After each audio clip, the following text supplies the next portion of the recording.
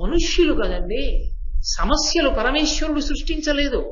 పరమేశ్వరుడు సృష్టించింది సుఖపడమని ఇచ్చాడు. మనసులోంచి మనం సృష్టించుకున్నాం సమస్యలు. పరిష్కర్తలం మనమే. ఆయన్ని తిట్టడం ఎందుకు, ఆయన్ని నింద చేయడం ఎందుకు? నీకు సరిగ్గా బ్రతకడం వస్తే సంతోషదాయకంగా జీవించవచ్చు. ఆ సత్యభామాదేవి ద్రౌపదీదేవితో మాట్లాడుతూ ఒక విషయాన్ని తెలుసుకోవడం కోసమని ప్రశ్న వేసింది. ఆవిడంది, లోకపాలకులు ఎంతటి తేజస్సు కలిగి ఉంటారో అంతటి తేజస్సు కలిగినటువంటి 5గురు నీకు భర్తలు. ఈ 5గురు కూడా ఎప్పుడూ నీ పట్ల చాలా ఆనుకూల్యతతో ఉంటారు. ఒక్క భర్త ఉన్నటువంటి నేను ఆయన్ని కొంగున ముడివేసుకోవడంలో ఇబ్బంది పడుతున్నాను. 5గురు భర్తలు నీకు అనుకూలంగా ఉండేటట్టుగా నువ్వు ఎలా ప్రవర్తించగలుగుతున్నావు? పైగా భర్త అన్నవాడు ఒక్కసారి కాకపోతే ఒక్కసారైనా కోపంగా చూస్తాడు, లేకపోతే యావగింపుగా చూస్తాడు, విసుగ్గా చూస్తాడు. అసలు నీ భర్తలు నీ పట్ల కోపంగానూ చూడరు, విసుగ్గానూ చూడరు. అలా విసుగు చెందకుండా, కోపం లేకుండా, యావగింపు లేకుండా నీ వంక ప్రసన్నులై చూడడానికి నువ్వు ఎటువంటి చారిత్రమును, ఇటువంటి నడవడిని ఎలా కలిగి ఉన్నావు? అది ఏమైనా వ్రతం చేస్తుంటావా నా భర్తల్ని స్వాధీనుల్ని చేసుకోవడానికి? మంత్రౌషధ వైభవంబో, ఏదైనా మంత్రాన్ని జపం చేస్తుంటావా? లేకపోతే ఏదైనా మందు పెట్టావా భర్తలకి? ఔషధ వైభవంబో సరస నైపథ్య కర్మ కౌశలమో, వాళ్ళకి ఏది ఇష్టమో తెలుసుకుని వాళ్ళు మెచ్చుకునేటటువంటి వస్త్రాలు, వాళ్ళు మెచ్చుకునేటటువంటి భూషణాలు పెట్టుకుంటుంటావా? చతుర విభ్రమోల్లాస రేఖయో, ఇది మరీ విచిత్రమైనటువంటి మాట. లోకంలో ఈ మాటని ప్రయోగించాలి అంటే అవతల వారి హృదయం కూడా చాలా జానతనం ఉన్నవారైతేనే ఇలాంటి మాట వాడగలరు. ఆవిడ అంది, ఆ సత్యభామ, చతుర విభ్రమోల్లాస రేఖయో. మనం చూడండి, ఆ ఘర్షణ అని లోకంలో ఒకటి ఉంటుంది. సాన పట్టాము అంటారు. సాన పట్టినప్పుడు ఒక గరుకైనటువంటి వస్తువు మీద వేరొక నులిపోయిన వస్తువుని ఉంచితే ఘర్షణ చేతది నులిపెక్కుతూ ఉంటుంది.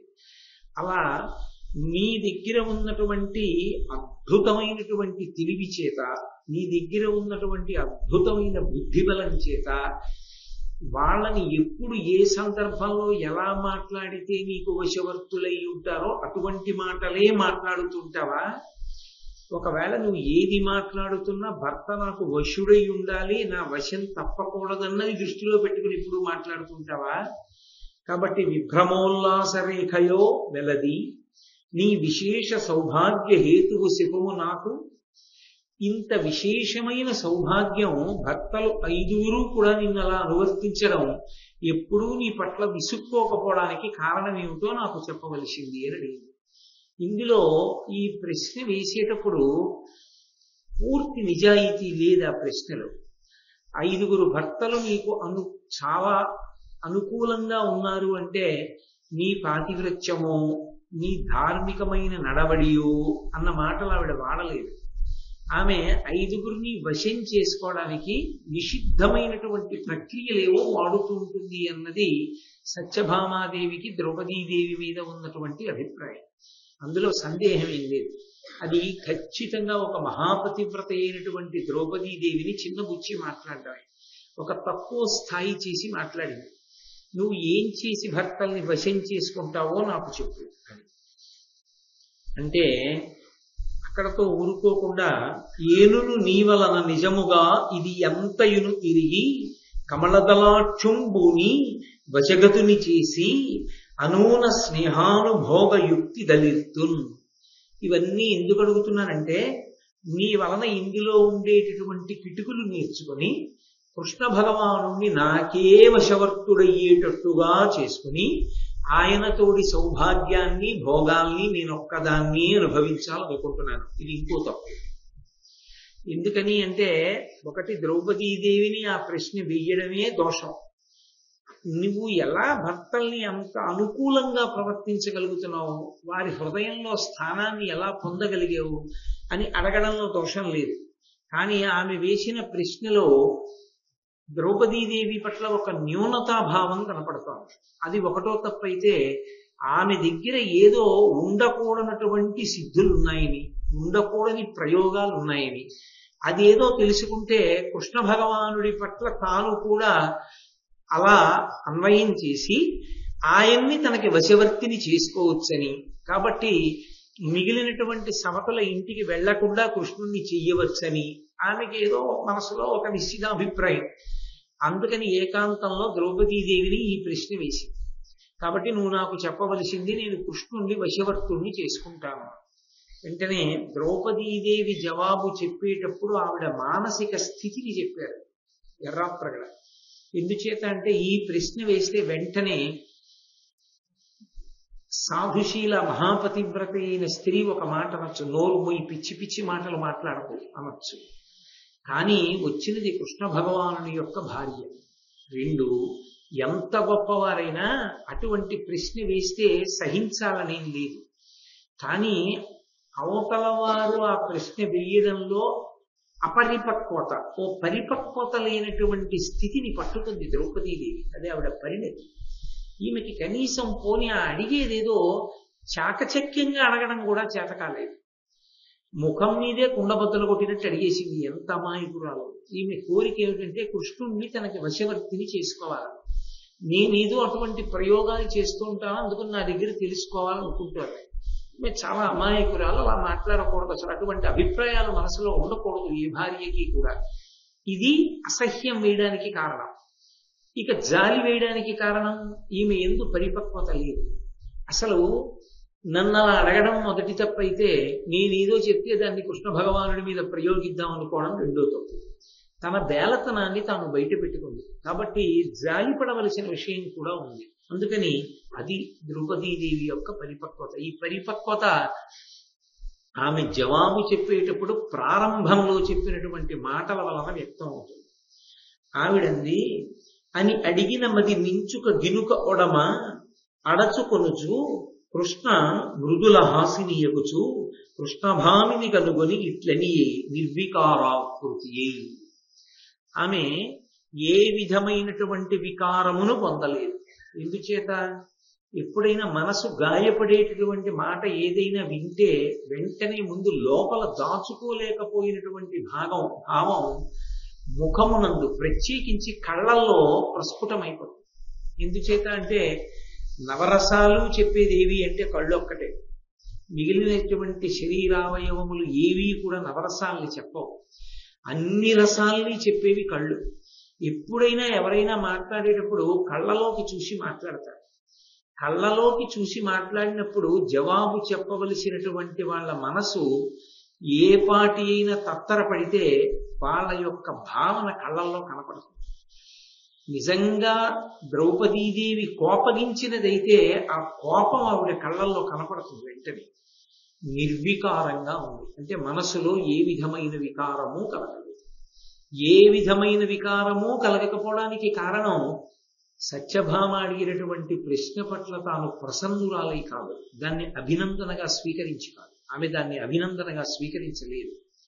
భర్తలు తనకు వశవర్తులై ఉన్నారు, దానికి ఏవో కారణాలున్నాయన్న మాటని ద్రౌపదీదేవి అంగీకరించలేదు. రెండు, బాధపడకుండా కూడా ఆవిడేం లేదు. ఆవిడ బాధపడింది అన్నది సత్యం. అని అడిగిన మది నించుక కినుక కొడమా కొద్దిగా బాధపడింది. అరే, ఎటువంటి మాట అడిగిందిరా, ఎంత తప్పు మాట అంది. నేను మందులు పెట్టడం, మంత్రాలు వేయడం, ఏదో ఇంద్రజాలం చేయడం, ఇలాంటి పనులు చేసేదాన్న, ఎంత నీచంగా నన్ను లెక్క కట్టుకుంది ఈవిడ. అంటే ద్రౌపదీదేవిని గురించి సత్యభామ ఎలా లెక్క కట్టింది అన్నది ఆ పద్యంలో తెలిసిపోతుందిగా.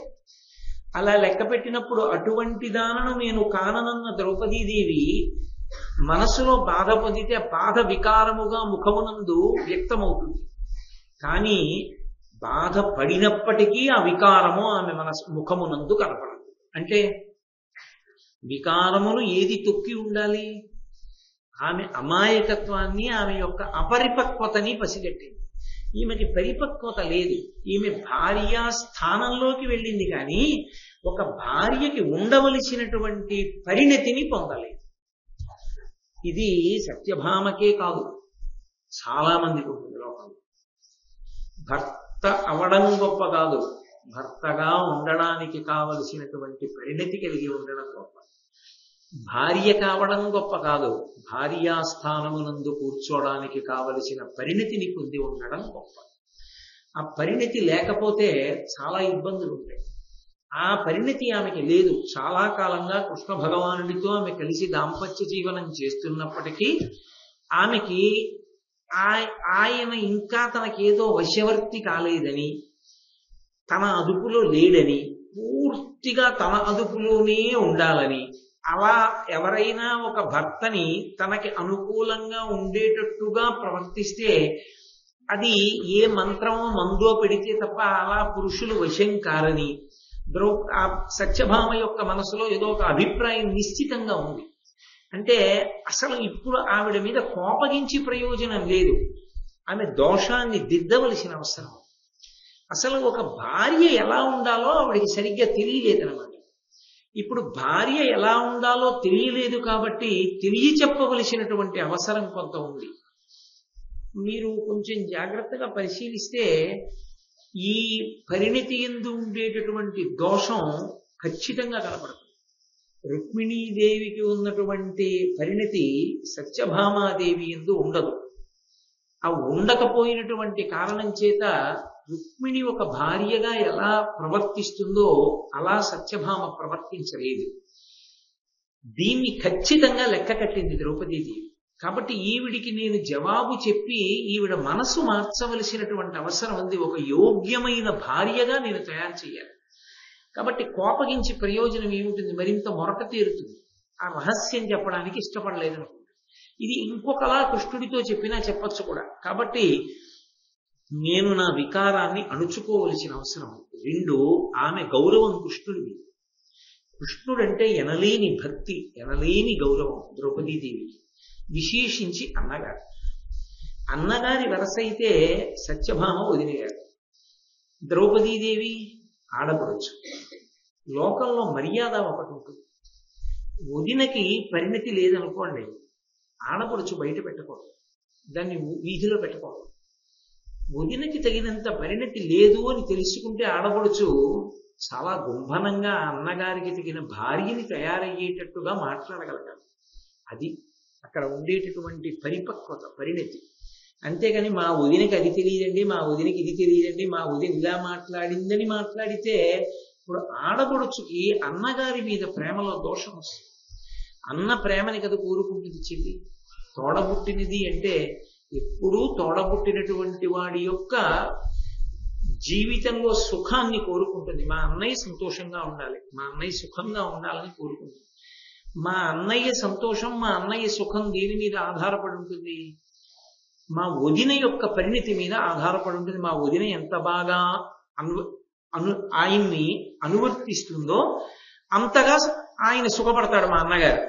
ఇప్పుడు సత్యభామ ఇలా ఉంది అంటే మా అన్నయ్య కష్టపడుతూ ఉండాలి ఈవిడ వలన. కాబట్టి ఇప్పుడు నేను కూడా కోప్పడితే మా అన్నయ్యకి జరిగే ఉపకారం ఏంటి? కాబట్టి నేను కేవలం కోప్పడి ప్రయోజనం లేదు, నేను ఆమెకి తగిన బోధ చేయవలసిన అవసరం. అది నిజంగా చాలా గొప్ప విషయం. ఒక్కొక్క వ్యక్తి అవతల వారి యొక్క పరిణతిని, స్థాయిని కనిపెట్టి తాను ఎంతవరకు మాట్లాడవలసి ఉంటుంది, తన కర్తవ్యం ఏమిటి అని తెలుసుకున్నప్పుడు తద్విరుద్ధంగా కేవలం తనకేదో అవమానం జరిగింది అని కాకుండా తాను ఎవరి కొరకు, ఎవరి సుఖం కొరకు ఆలోచించాలో ఆ సుఖం కొరకు ఆలోచించి ఆ వికారాన్ని మనసులో తొక్కిపట్టి ఆమె అనునయంగా సత్యభామతో మాట్లాడుతోంది అంటే నిజంగా ద్రౌపదీదేవి యొక్క శీల వైభవం ఎంత గొప్పదో, ఆమె తోబుట్టువుల్ని ఎంత మర్యాద చేస్తుందో, వదిన పట్ల ఎంత గౌరవం కలిగినటువంటి తల్లి ఆమె. వదిన అడిగింది కాబట్టి తొందరపడి మాట్లాడకూడదు అని ఎంత నిదానంగా ఆమె ఆ విషయాన్ని స్వీకరిస్తోందో మనకి ఆ ద్రౌపదీదేవి యొక్క శీల వైభవం అంతా కూడా మొట్టమొదటి ఆమె మానసిక స్థితి ఏమీ మాట్లాడకపోయినా ఆమె మాట్లాడడానికి ఉద్యుక్తురాలవుతున్నప్పుడు ఆమె యొక్క స్థితిని వర్ణించినటువంటి ఎర్రాప్రగడ గారి పద్యంలో అసలు ఆ ద్రౌపదీదేవి యొక్క గొప్పతనం ఎంతటిదో మనకు అర్థమవుతుంది. కాబట్టి ఆవిడంది, నను ఇట్లు దుష్టవనితా జనమునటులుగా తలంపచనునే నీకు మనసొప్పదు పురుషోత్తము వనితవుగా తగవు నీవు వనరుహనయన. వెంటనే ద్రౌపదీదేవంది, నన్ను దుష్టమైనటువంటి స్వభావము కలిగినటువంటి వనితల యొక్క గాట కట్టావు. నీచమైనటువంటి స్వభావం ఉండేటటువంటి స్త్రీలు ఎలా ప్రవర్తిస్తూ ఉంటారో అటువంటి వారి స్వభావాన్ని నా యందు ఆరోపించావు.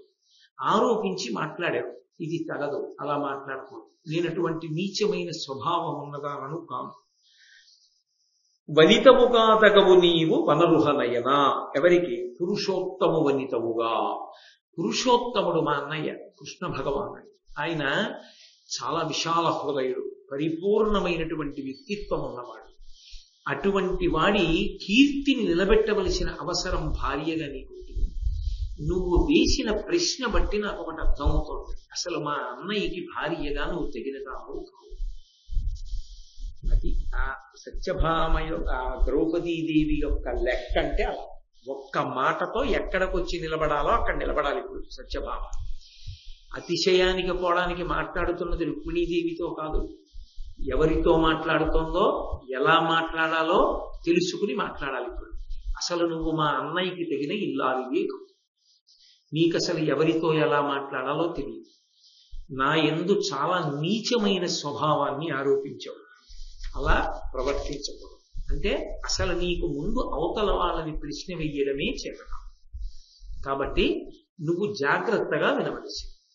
అంటే ఇప్పుడు ఆమె ఏ స్థాయికి వచ్చి వినాలంటే, నేను ఒక పెద్ద డాక్టరేట్ అనుకున్నటువంటి సత్యభామ నేను ఎల్కేజీ కూడా సరిపోను అని తెలుసుకోవాలి. తెలుసుకుని వినవలసి ఉంటుంది. అసలు భార్యా స్థానంలో ఉన్నాను, కానీ భార్యా స్థానంలో ఉండడానికి కావలసినవి ఏమిటి అన్నది నాకేం తెలియదు అనమాట. కాబట్టి అసలు నేను ఇప్పుడు ఆ స్థానం యొక్క విలువేమిటి, ఆ గౌరవం ఏమిటి, దానికి ఉండవలసిన అర్హతలు ఏమిటి, నాకున్నవేమిటి బేరీజు వేసుకుని కనీస అర్హతలను నేను సంపాదించుకోవలసి ఉంటుంది. కాబట్టి ద్రౌపదీదేవంది, అలయక మంత్ర తంత్ర వివిధౌషధ భంగుల చేసి ఎంతయున్ వలతొరు నాదులంట మగువా కడు బెలతనంబు దానమున్ కలిగిన ప్రేమయున్ బొలియుగాని ఒకండును సిద్ధి పొందదు అప్పలుతకతోడి మంకి అహిపొత్తుగా చూచు విభుండిరింగిన. నువ్వు నన్ను కొన్ని ప్రశ్నలు వేసావు. మంత్రాలు వేస్తావా, మందు పెడతావా, ఇంద్రజాలం చేస్తావా, భూషణాలు వాళ్ళకి ఇష్టమైనవి ధరిస్తావా, వాళ్ళకి ఇష్టం వచ్చిన చీరలు కట్టుకుంటావా, వాళ్ళని వశవర్తులయ్యేటట్టుగా నువ్వు ఎప్పుడూ ఆలోచన చేస్తుంటావా అని అడిగావు. నేను మంత్రము, తంత్రము, ఔషధ ప్రయోగము ఇటువంటివి చేసి భర్తని వశం చేసుకునేదాన్ని కాను. భర్త వలన పొందవలసినది ప్రేమ. ప్రేమని పొందడానికి ఔషధాలు లేవు. ఇది ఆవిడ వేసిన ప్రశ్నలో దోషం ఎక్కడుందో బయటపెట్టి. అసలు నిజంగా ఈ పద్యానికి బంగారు అక్షరాలతో దీన్ని తయారు చేయించి ఒక పూలదండ వెయ్యాలి. దాంపత్య జీవనం గురించి అంత అద్భుతమైన ప్రతిపాదన చేసింది ద్రౌపదీదేవి.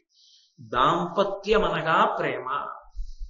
ప్రేమ అన్న మాటకు అర్థం ఏంటంటే, అవతల వారిలో ఉన్నటువంటి బలహీనతలు బాగా తెలిసి కూడా తనకున్నటువంటి బలము చేత ఆ బలహీనత వలన ఆ పక్కవారు ఇబ్బంది పడకుండా కమ్ముకుని రావడం. భర్త యందు ఒక చిన్న బలహీనత ఉందనుకోండి, అది బయట పడకుండా భార్య కమ్ముకుంటుంది.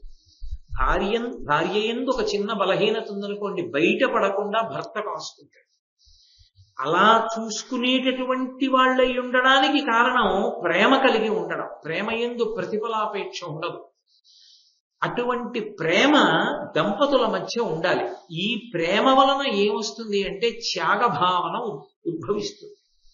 త్యాగం, ఎంత త్యాగమైనా చేసేస్తారు.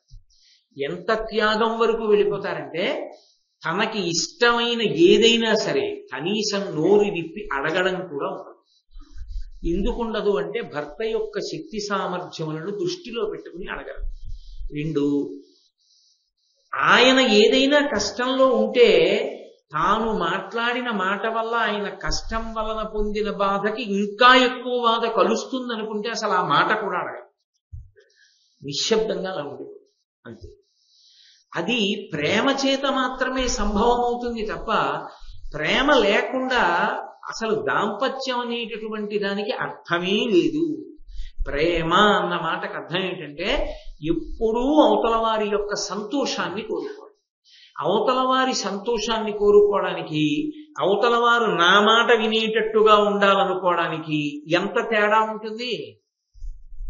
ఓ గుర్రాన్ని లొంగ తీసుకోవడం ఎటువంటిదో, ఒక ఏనుగుని లొంగ తీసుకోవడం ఎటువంటిదో, ఓ పెద్ద పులిని లొంగ తీసుకోవడం ఎటువంటిదో, అవతల వ్యక్తి లొంగడనుకున్నప్పుడు అవతల వాడిని ఏదో రకంగా ఏదో మాయ చేసి వశం చేసుకుని తనకి వశవర్తిని చేసుకోవడం ఎటువంటిదో, అలా దాంపత్యంలో కూడా ఏ కారణాన్ని అడ్డు పెట్టైనా భార్యని భర్త, భర్తని భార్య వశం చేసుకునే ప్రయత్నం చేస్తే అసలు అది దాంపత్యము అని అనడానికి అవకాశం లేదు.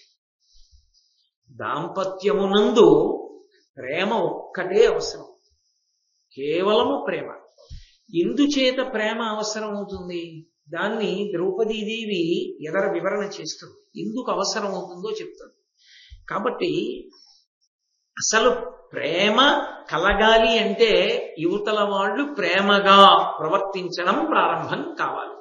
ఎందుకు ప్రేమ ప్రారంభం అవుతుంది, అలా ప్రేమగా ఉండడం అన్నది ఎందుకు ప్రారంభం అవుతుంది అంటే అది ధర్మము కనుక.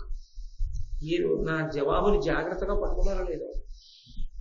ఒక పురుషుడు ఉన్నాడండి, తాళి కట్టాడు, ఆమె ఎవరో ముక్కు మొహం తెలియదు, ఆమెని తన జీవితంలోకి ఆహ్వానించాడు. ఆమెకి ఈయన ముక్కు మొహం తెలియదు, ఈయన్ని తన జీవితంలోకి ఆహ్వానించింది. ఇద్దరు చిటికిన వేలు పట్టుకుని అగ్నిహోత్రం చుట్టూ తిరిగారు. ఆమె ఆయన ఇంటికి వెళ్ళిపోయింది.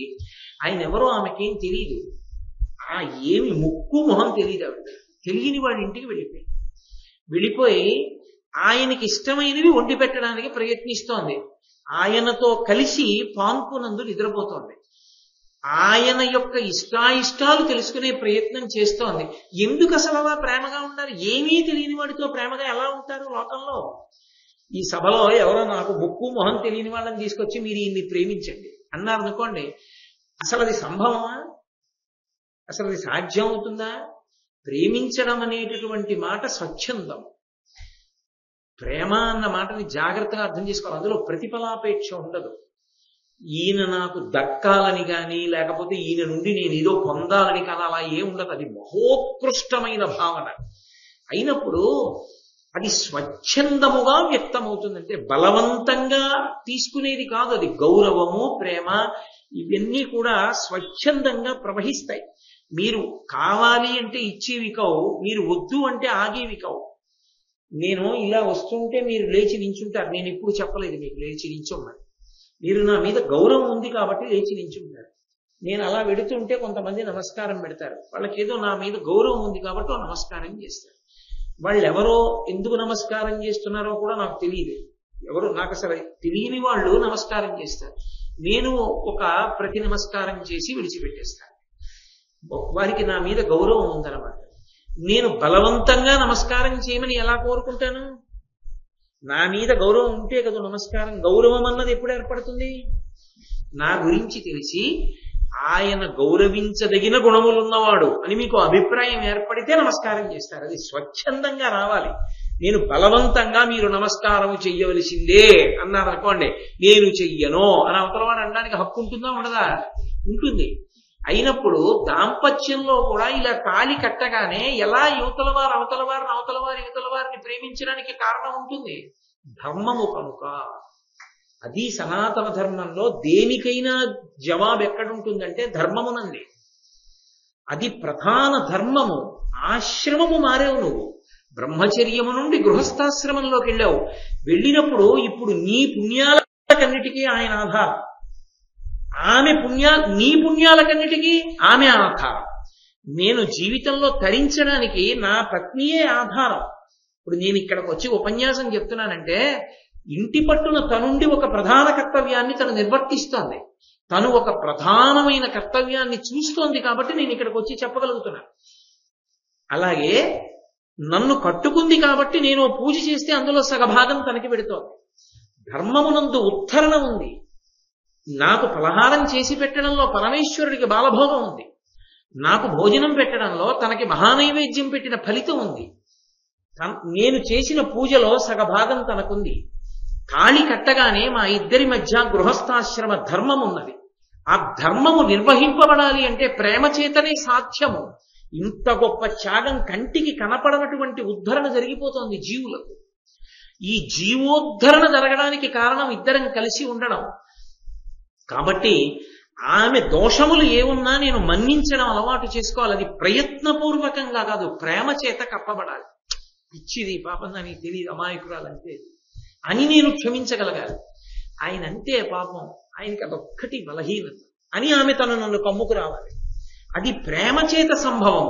బలవంతంగా ఒకళ్ళనొకళ్ళం వశం చేసుకునే ప్రయత్నం చేశామనుకోండి, వశం చేసుకునేటప్పుడు ఏం చేయాలి?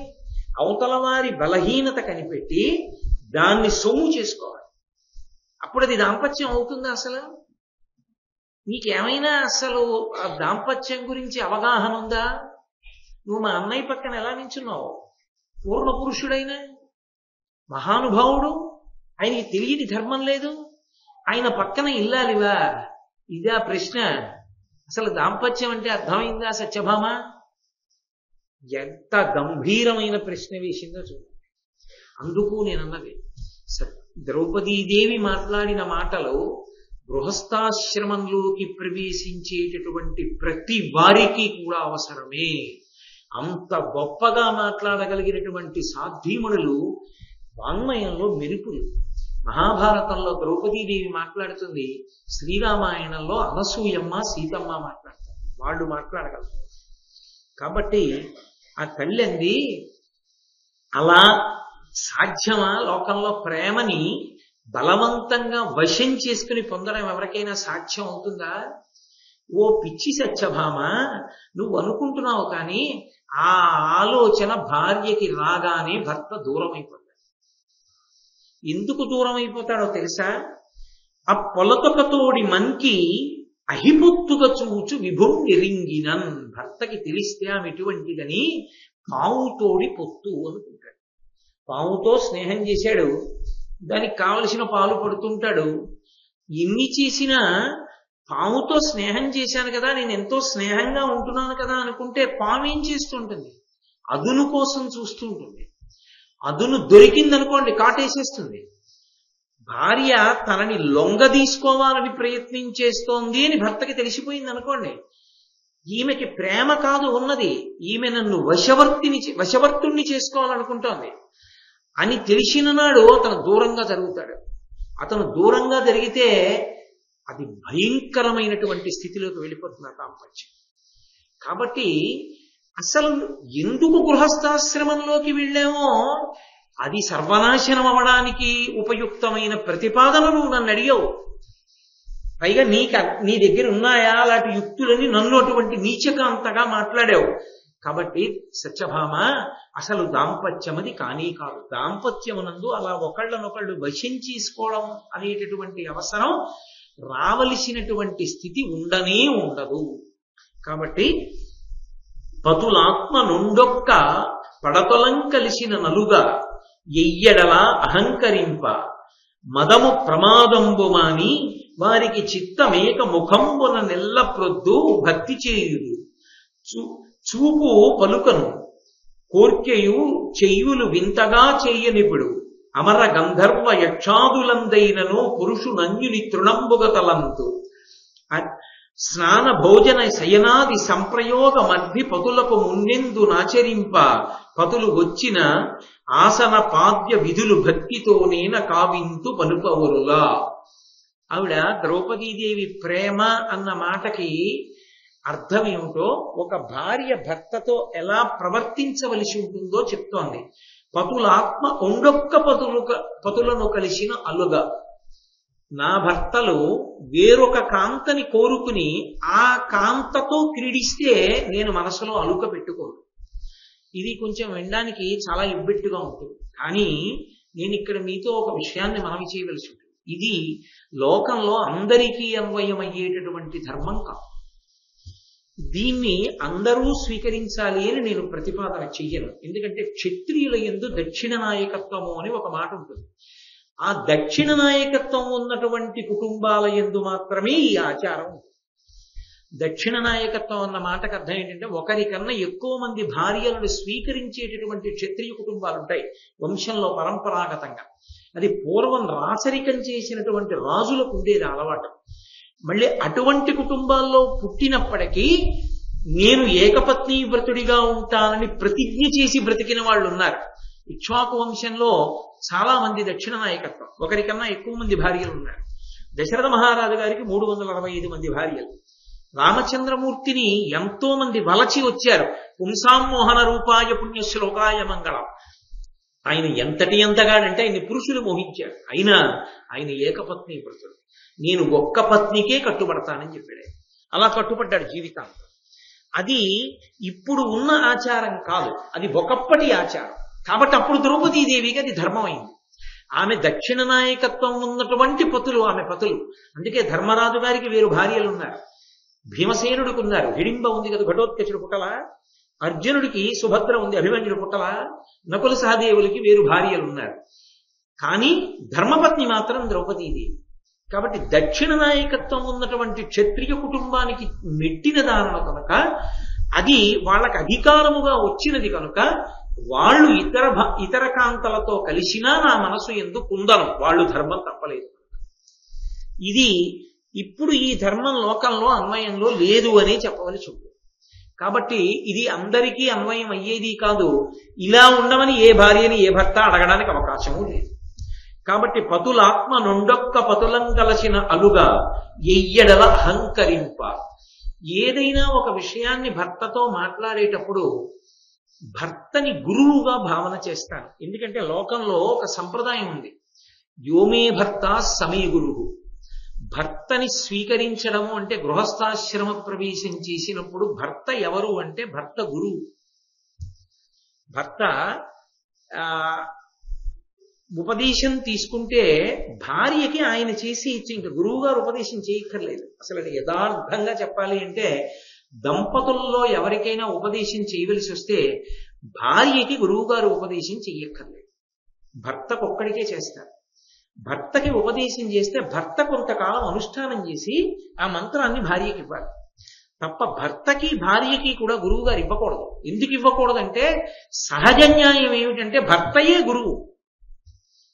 గురువు అన్న మాటకు అర్థం ఏంటంటే పెద్దవాడు అని. అన్నిటా పెద్దవాడు. అన్నిటా పెద్దరికం దేంట్లో ఉంటుంది అంటే వయసునందు కూడా పెద్దవాడు అయి ఉండాలి. వయసునందు పెద్దవాడు భర్త కాకపోతే చాలా ప్రమాదాలు ఉంటాయి. ధిక్కరించే అధికారం చిన్నవాళ్లకు వస్తుంది. భార్య పెద్దది భర్త చిన్నవాడు అనుకోండి, అప్పుడు భర్తకి ఇలా వేలు చూపించే అధికారం భార్యకు ఉంటుంది. ఠాట్ మీకు తెలియదు కూర్చోండి అనొచ్చు. ఎందుకంటే అనుభవం ఆమెది, ముందు పుట్టింది కాబట్టి అనుభవం ఉంది కాబట్టి ఇలా వేలు చూపించవచ్చు. రెండు, తనకన్నా పెద్దదానితో సంగమం ఆయుక్షీణం కాబట్టి ఆయన ఆయుర్దాయం ఎక్కువ కాలం నిలబడదు. కాబట్టి పెద్దరికం ఉన్నవాడైతే తప్ప కుదరదు. గురుత్వము అంటే పెద్దరికం. అది జ్ఞాన వృద్ధత్వం ఎందులో చెల్లుతుంది అంటే విషయ పరిజ్ఞానములు కలిగి ఉన్నవాడు గురువుగా ఉండడంలో గురువు గారు చిన్నవాడిగా ఉండొచ్చు. భర్తకి అన్వయమైన న్యాయం బయట లోకంలో గురువుకి అన్వయం అవ్వదు. చాలా వయసులో చిన్నవాడు గురువు అవుతాడు, వయసులో చాలా వృద్ధులు శిష్యులు అవుతారు. అందుకే దక్షిణామూర్తి విషయంలో చిత్రం వటతరోర్మూలే వృద్ధా శిష్యా గురుర్యువా గురోస్తు మౌనం వ్యాఖ్యానం శిష్యాస్తు చిన్న సంశయ. గురువు గారు చిన్నవాడు దక్షిణామూర్తి, సనక సనందనాదులు పెద్దవాళ్ళు వృద్ధులు. చిన్నవాడైనటువంటి దక్షిణామూర్తి చిన్ముద్ర పడితే వృద్ధులైనటువంటి సనక సనందనాదులకు అర్థమైపోయింది మౌన వ్యాఖ్య చేత. అందుకని జ్ఞానము కలిగిన వాడు వృద్ధుడు సమాజంలో గురుత్వానికి. భార్యాభర్తలలో భర్త పెద్దవాడయ్యుండి తీరాలి. కాబట్టి నా భర్త నాకు చెప్పదగ్గవాడు, ఏ విషయంలోనైనా ఆయన నాకు చెప్పదగ్గవాడు, నేను చెప్పదగినదానని నేను కూడా చెప్తాను భర్తకి. ఎలా చెప్పాలంటే అనునయంగా చెప్పాలి. అందుకే భార్య భాష కావ్య భాష. ఒక్కొక్కరికి ఒక్కొక్క భాష ఉంటుంది. ఆ భాష ఎవరి భాష వాళ్లే వాడాలి. ఒకరి భాష ఒకరు వాడకూడదు. లోకంలో ఒక మర్యాద. వేదం ఉందనుకోండి, రాజభాషలో ఉంటుంది. రాజు బ్రతిమాలి మాట్లాడవలసిన అవసరం రాజుకు ఉండదు. రాజు ఏదో ఒక్క మాట చెప్తాడు, అది శాసనం అంతే. 6వ వంతు వసూలు చేయండి అన్నాడు అనుకోండి పన్ను, అది శాసనం, రాజశాసనం, కట్టవలసిందే, లేకపోతే శిక్షేస్తాడు. పౌరాణిక భాష, పురాణ భాష అంటారు, మిత్ర భాష. స్నేహితుడు స్నేహితుడితో మాట్లాడతాడే, అలా మాట్లాడితే మిత్ర భాష అంటారు. పురాణం అలా మాట్లాడతారు. ప్రియురాలు ప్రియుడితో, ప్రియుడు ప్రియురాలితో మాట్లాడితే ఎంత అనునయంగా మాట్లాడతారో అంత అనునయంగా మాట్లాడితే కావ్య భాష అంటారు. కావ్యం అలా మాట్లాడుతుంది. అందుకే కావ్యం పురాణంలా ఉండకూడదు, పురాణం వేదంలా ఉండదు, వేదం కావ్యంలా ఉండకూడదు, వేదం వేదంలాగే ఉండాలి. ఎవరి భాష వాళ్ళది. రాజుగారు అనునయంగా ముద్దు చేసి, నాన్న దొంగతనం చేయకు, ఈసారి వదిలేస్తున్నాను అంటే ఇంకెవరి మాట వింటారు? వీపు చిరిగిపోతుందన్నాడు అనుకోండి రాజు, అప్పుడే ప్రజలు లొంగుతారు. ఎవరి భాష వారిదే తప్ప ఒకరి భాషని ఒకరు అనుకరించకూడదు. కాబట్టి నేను అహంకరించను. ఎందుకు అహంకరించను అంటే నన్ను నేను వశవర్తురాల్ని చేసుకున్నాను.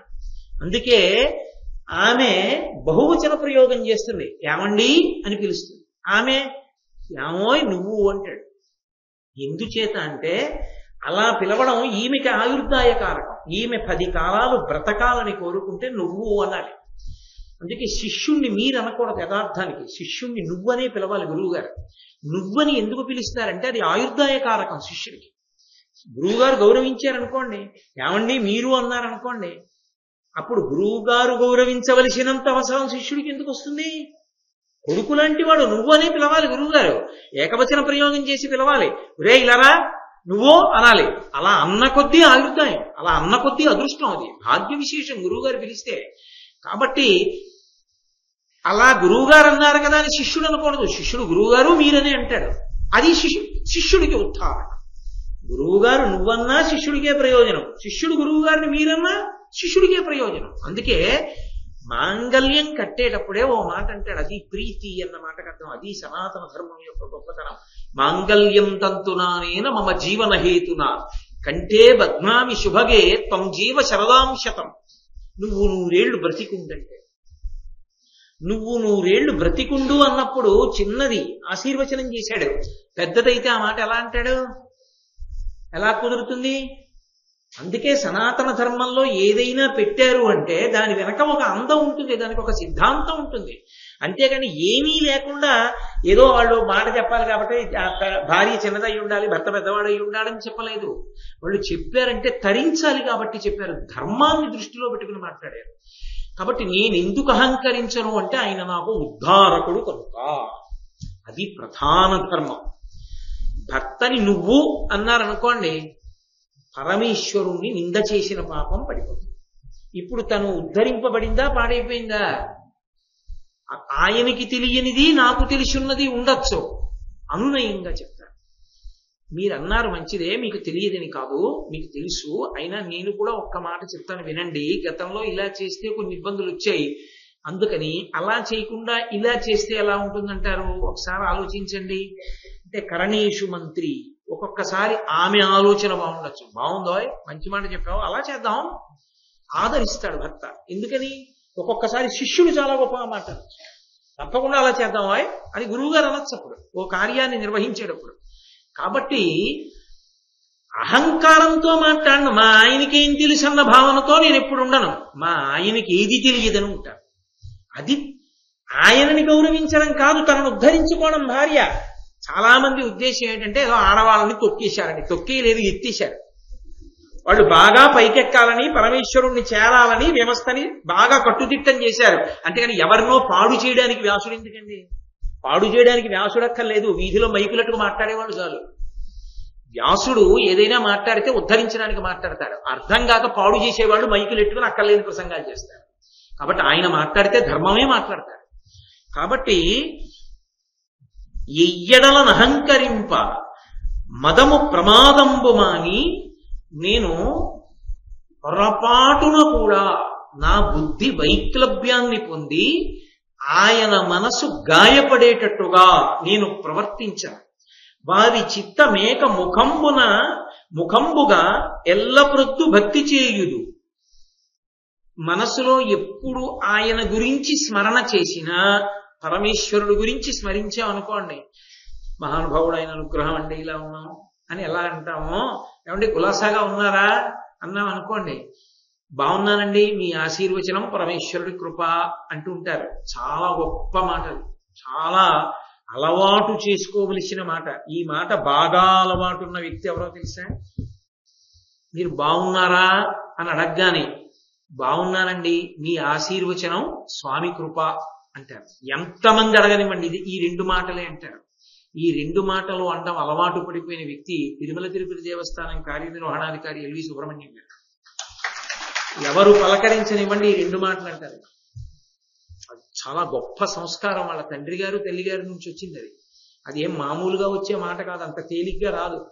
వెటకారపు మాటలు అంటారు కానీ అంత వినయంతో మాట రాదు. కాబట్టి నేను నా భర్త గురించి ఆలోచిస్తే భక్తితో ఆలోచిస్తాను. ఆయన నాకు ఉద్ధారకుడు, ఆయన వలన నా జీవితం తరిస్తుంది, ఆయన నాకు ఇవ్వలేని సుఖం అన్నది లోకంలో లేదు, నేను ఏ సుఖాలు పొందినా ఆయన వలనే. ఈ భావన నాకు ఉండడం వల్ల పరమ ప్రీతి జనిస్తూ ఉంటుంది. ఆయనని ధిక్కరించాలన్న భావన నా మనసులోకి రాదు. బలహీనత ఏదైనా ఉంటే నేను గోప్యంలో ఆయనకి చెప్పవలసిందంతే. అంతేకాని దానికి నేను గుండెలు బాదుకుని ఏడవలసినటువంటి అవసరం లేదు. కాబట్టి పలుకును కోర్కియు చెయ్యులు వింతగా చెయ్యని. అసలు ద్రౌపదీదేవి ఒక డాక్టరేట్ ఇవ్వాలి ఆవిడికి. అసలు నిజంగా ఆవిడ అవగాహన గురించి ఆవిడ ఒక మాట అంది, ఏదో చూశారా, ఆ నోటితో నవ్వుతారు నొసళ్ళు వెక్కిరిస్తాయంటారు. కొంతమంది కళ్ళతో మాట్లాడతారు, కొంతమంది ముఖంతో మాట్లాడతారు, కొంతమంది నోటితోనే మాట్లాడతారు. ఎవరితో? భర్తతో. భర్త ఎవరితోనో మాట్లాడుతున్నాడు అనుకోండి, మాట్లాడుతుంటే మొదలెట్టావు అన్నట్లు చూసింది అనుకోండి, ఆయన నిలువున చచ్చిపోతాడు. చాలా మందిలో ఏమిటది, ఏమన్నాను, అన్నదేం లేదుగా, తప్పుకోవడానికి అవకాశం. అది చాలా ప్రమాదకరమైన భావన. అది పురుషుడు కావచ్చు, స్త్రీ కావచ్చు. అది ఎందుకు వస్తుందో తెలుసా? మనసులో వికృతమైన బుద్ధి ఏదో ఉంది. పురుషుడు ఎంత మంచివాడు కానివ్వండి, ఎంత ఏకపత్ని వ్రతుడు కానివ్వండి, ఏదో కారణానికి ఇంకొక ఆడవారితో మాట్లాడేటప్పటికీ కళ్ళిలా మిటకరించి చూసే భార్యల్ని నేను చూశాను. ఎందుకని అంత అనుమానం నీకుంటే ఎలా సహజీవనం చేస్తావు? ఇద్దరూ కలిసి చచ్చే వరకు ఇద్దరూ దాంపత్యం చెయ్యాలి. ఆమె పోతే ఆయనకి బతుకే లేదు, పుణ్యమే లేదు, ఆయన జీవితానికి సుఖమే లేదు. రెండో అమంగళకరమైన మాట నేను ఎందుకు అనాలి? అంత పవిత్ర జీవనంలో అంత అపవిత్రమైన భావనలో మనసులో పెట్టుకుని దాంపత్యాలు ఎలా నడుస్తాయి? తప్పే చెయ్యాలనుకున్న వాడికి ఎవడు ఆపగలడు? వాడు ఒప్పే చేస్తాడు. ఎందుకు తప్పు చేస్తాడన్న భావన ఉండాలి తప్ప ఆ కళ్ళతో ఒకలా మాట్లాడడం, నవ్వుతో ఒకలా మాట్లాడడం, ముఖంతో ఒకలా మాట్లాడడం, నోటితో ఒకలా మాట్లాడడం భర్త వ్యక్తిత్వాన్ని కించపరచడం కాదు. నేను అలా చేసేదానను కాదు ద్రౌపది. నేను ఏదైనా నిజంగా చెప్పవలసి ఉంటే నా భర్తలకు ఆమె చెప్పలేదనుకుంటున్నారా? ఉద్యోగ పర్వంలో చూడాలి ద్రౌపదీదేవి మాట్లాడితే. ఆమె మాట్లాడింది, అద్భుతంగా మాట్లాడింది.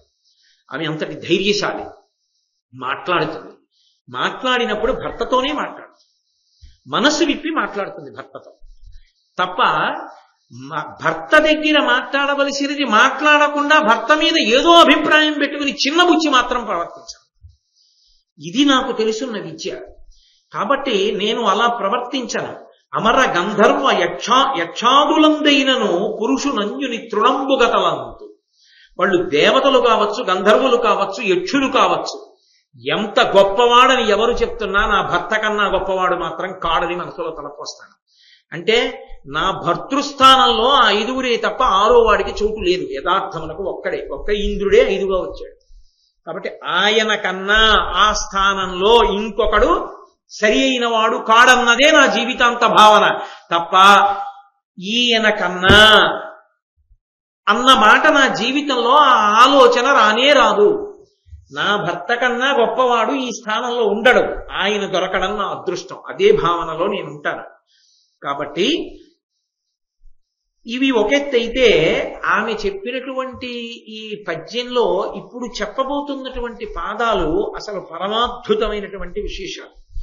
స్నాన భోజన శయనాది సంప్రయోగ మధ్విపతులకు మున్నిందు నాచరింప. స్నానం కాని, భోజనం కాని, శయనం కాని అంటే నిద్రపోవడం కాని, ఈ మూడు నేను ఎప్పుడూ భర్తల కన్నా ముందు చెయ్యను. ముందు చెయ్యను అన్న మాటకి ఓ కారణం ఒకటి ఉంది. ఆమె ఏదో అలా చేయకుండా ఉంటే అదేదో గొప్ప అని కాదు, దాని ఎందుకు ఒక ధర్మం ఉంది. ఏమిటి ఆ ధర్మము అంటే, తాను ముందు లేచి స్నానం చెయ్యొచ్చు, తప్పేం కాదు. తాను ముందు లేచి స్నానం చెయ్యడం అన్న అలవాటు ఉన్న పతివ్రతామణులు లోకంలో ఎందరో ఉన్నారు. తాను ముందు ఎందుకు స్నానం చేయదంటే, ద్రౌపదీదేవి భర్త స్నానం చేయడానికి ముందు ఏర్పాట్లు చేస్తుంది. అప్పుడు కూడా పాతివ్రత్యమేగా. తనతో సమానంగా లేస్తాడు. తనెంత ముందు లేవచ్చో అంత ముందు ఆయన లేస్తాడు. 3:00 ముందు లేచేవాడు ఎవడుంటాడు? నిద్ర సరిపోద్దు.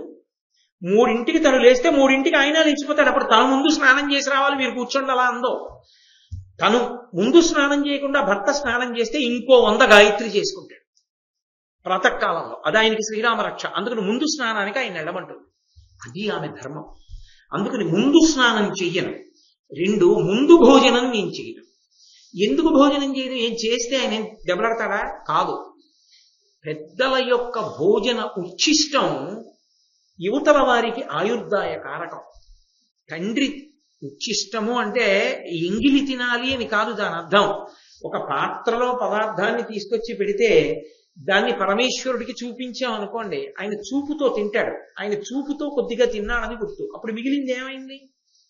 ప్రసాదం అంటే ఈశ్వరోచ్ఛిష్టం, ఈశ్వరుడు తినగా మిగిలింది. అది మనం కళ్ళకద్దుకు తింటున్నాం, ఎందుకని మనకు అన్ని ఇస్తోంది. అలా ఇంట్లో తండ్రి ఎవరు? యజమాని. ఆయన తిన్నాక తిన్నారనుకోండి, భార్యకి ఈశ్వరోచ్ఛిష్టం, పిల్లలకి తండ్రి యొక్క ఉచ్ఛిష్టం, ఆయుర్దాయ కారకం. అందుకని భర్త ముందు తిన్న తర్వాత నేను తింటాను, ఎందుకంటే అది నాకు ఆయుర్దాయకారకం కనుక, తేజోకారకం కనుక. అందుకు ఆయన తిన్న తర్వాత తింటాను. నేను తిన్నాక మిగిలింది ఆయన తింటే, నా ఎంగిలి ఆయన తిన్నాడు, ఇప్పుడు ఆయనకి దోషం రాలేదు. కానీ ఒక్క ఇబ్బంది మాత్రం వస్తుంది, తనకి దోషం వస్తుంది. తన ఎంగిలి పెట్టింది కదా, చిన్నది కదా, చిన్నదాని ఎంగిలి పెద్దవాడికి పెట్టింది కదా. తను లఘువు, ఆయన గురువు కదా. అయినప్పుడు ఆయనకి ఆ ఎంగిలి పెడితే ఆయనకి దోషం రాలా? మరి భార్యాభర్తలు అలా తినకుండానే ఉండాలండి అంటే శాస్త్రం అంగీకరించింది, తినచ్చు ఎంగిలి, దోషం ఏం లేదు. కానీ దానికి కూడా ధర్మశాస్త్రంలో సమయం సందర్భం ఉంటాయి. ఆ సమయ సందర్భాలను అనుసరించి పెట్టాలి. పెళ్లిలో పెట్టాలి, తప్పకుండా పెళ్లిలో తప్పకుండా పెట్టాలి. పెళ్లి అవుతుంది, ఇంకా హోమాలు అవి ఏం పూర్తవవు, విడిది గృహ ప్రవేశం అవి ఏం అవవు. భోజనాల సమయం అయిందనుకోండి, కొంగుముడితోనే కూర్చోబెడతారు. కానీ శాస్త్రం ఏం చెప్పిందో తెలుసా? వాళ్ళు ఇంకా హోమాది కార్యక్రమాలు అవి అన్నీ పూర్తి చేసి దాంపత్య జీవనమునందు స్థిరపడకుండా పక్క పక్కన కూర్చుని ఏకపాత్ర ఎందు తినాలి. 2 పాత్రలు పెట్టి ఎంగిళ్ళు తినిపించడం తప్పు. ఏకపాత్ర ఏకశయ్య. కాబట్టి ఏకపాత్ర ఎందు తినాలి. ఒక్క పాత్రే పెట్టాలి, పెట్టి అన్నం పెట్టాలి. కానీ ఇద్దరి మధ్యలో జలపాత్ర పెట్టమని చెప్పి, పెద్దలకి దోషం రాదు. ఇద్దరి మధ్యలో ఏదైనా నీళ్ల బిందో ఏదో తీసుకొచ్చి పెట్టాలి, చిన్న చెంబుతో నీళ్లు ఏదో పెట్టాలి, పెట్టి ఏకపాత్రలో భోజనం పెట్టాలి.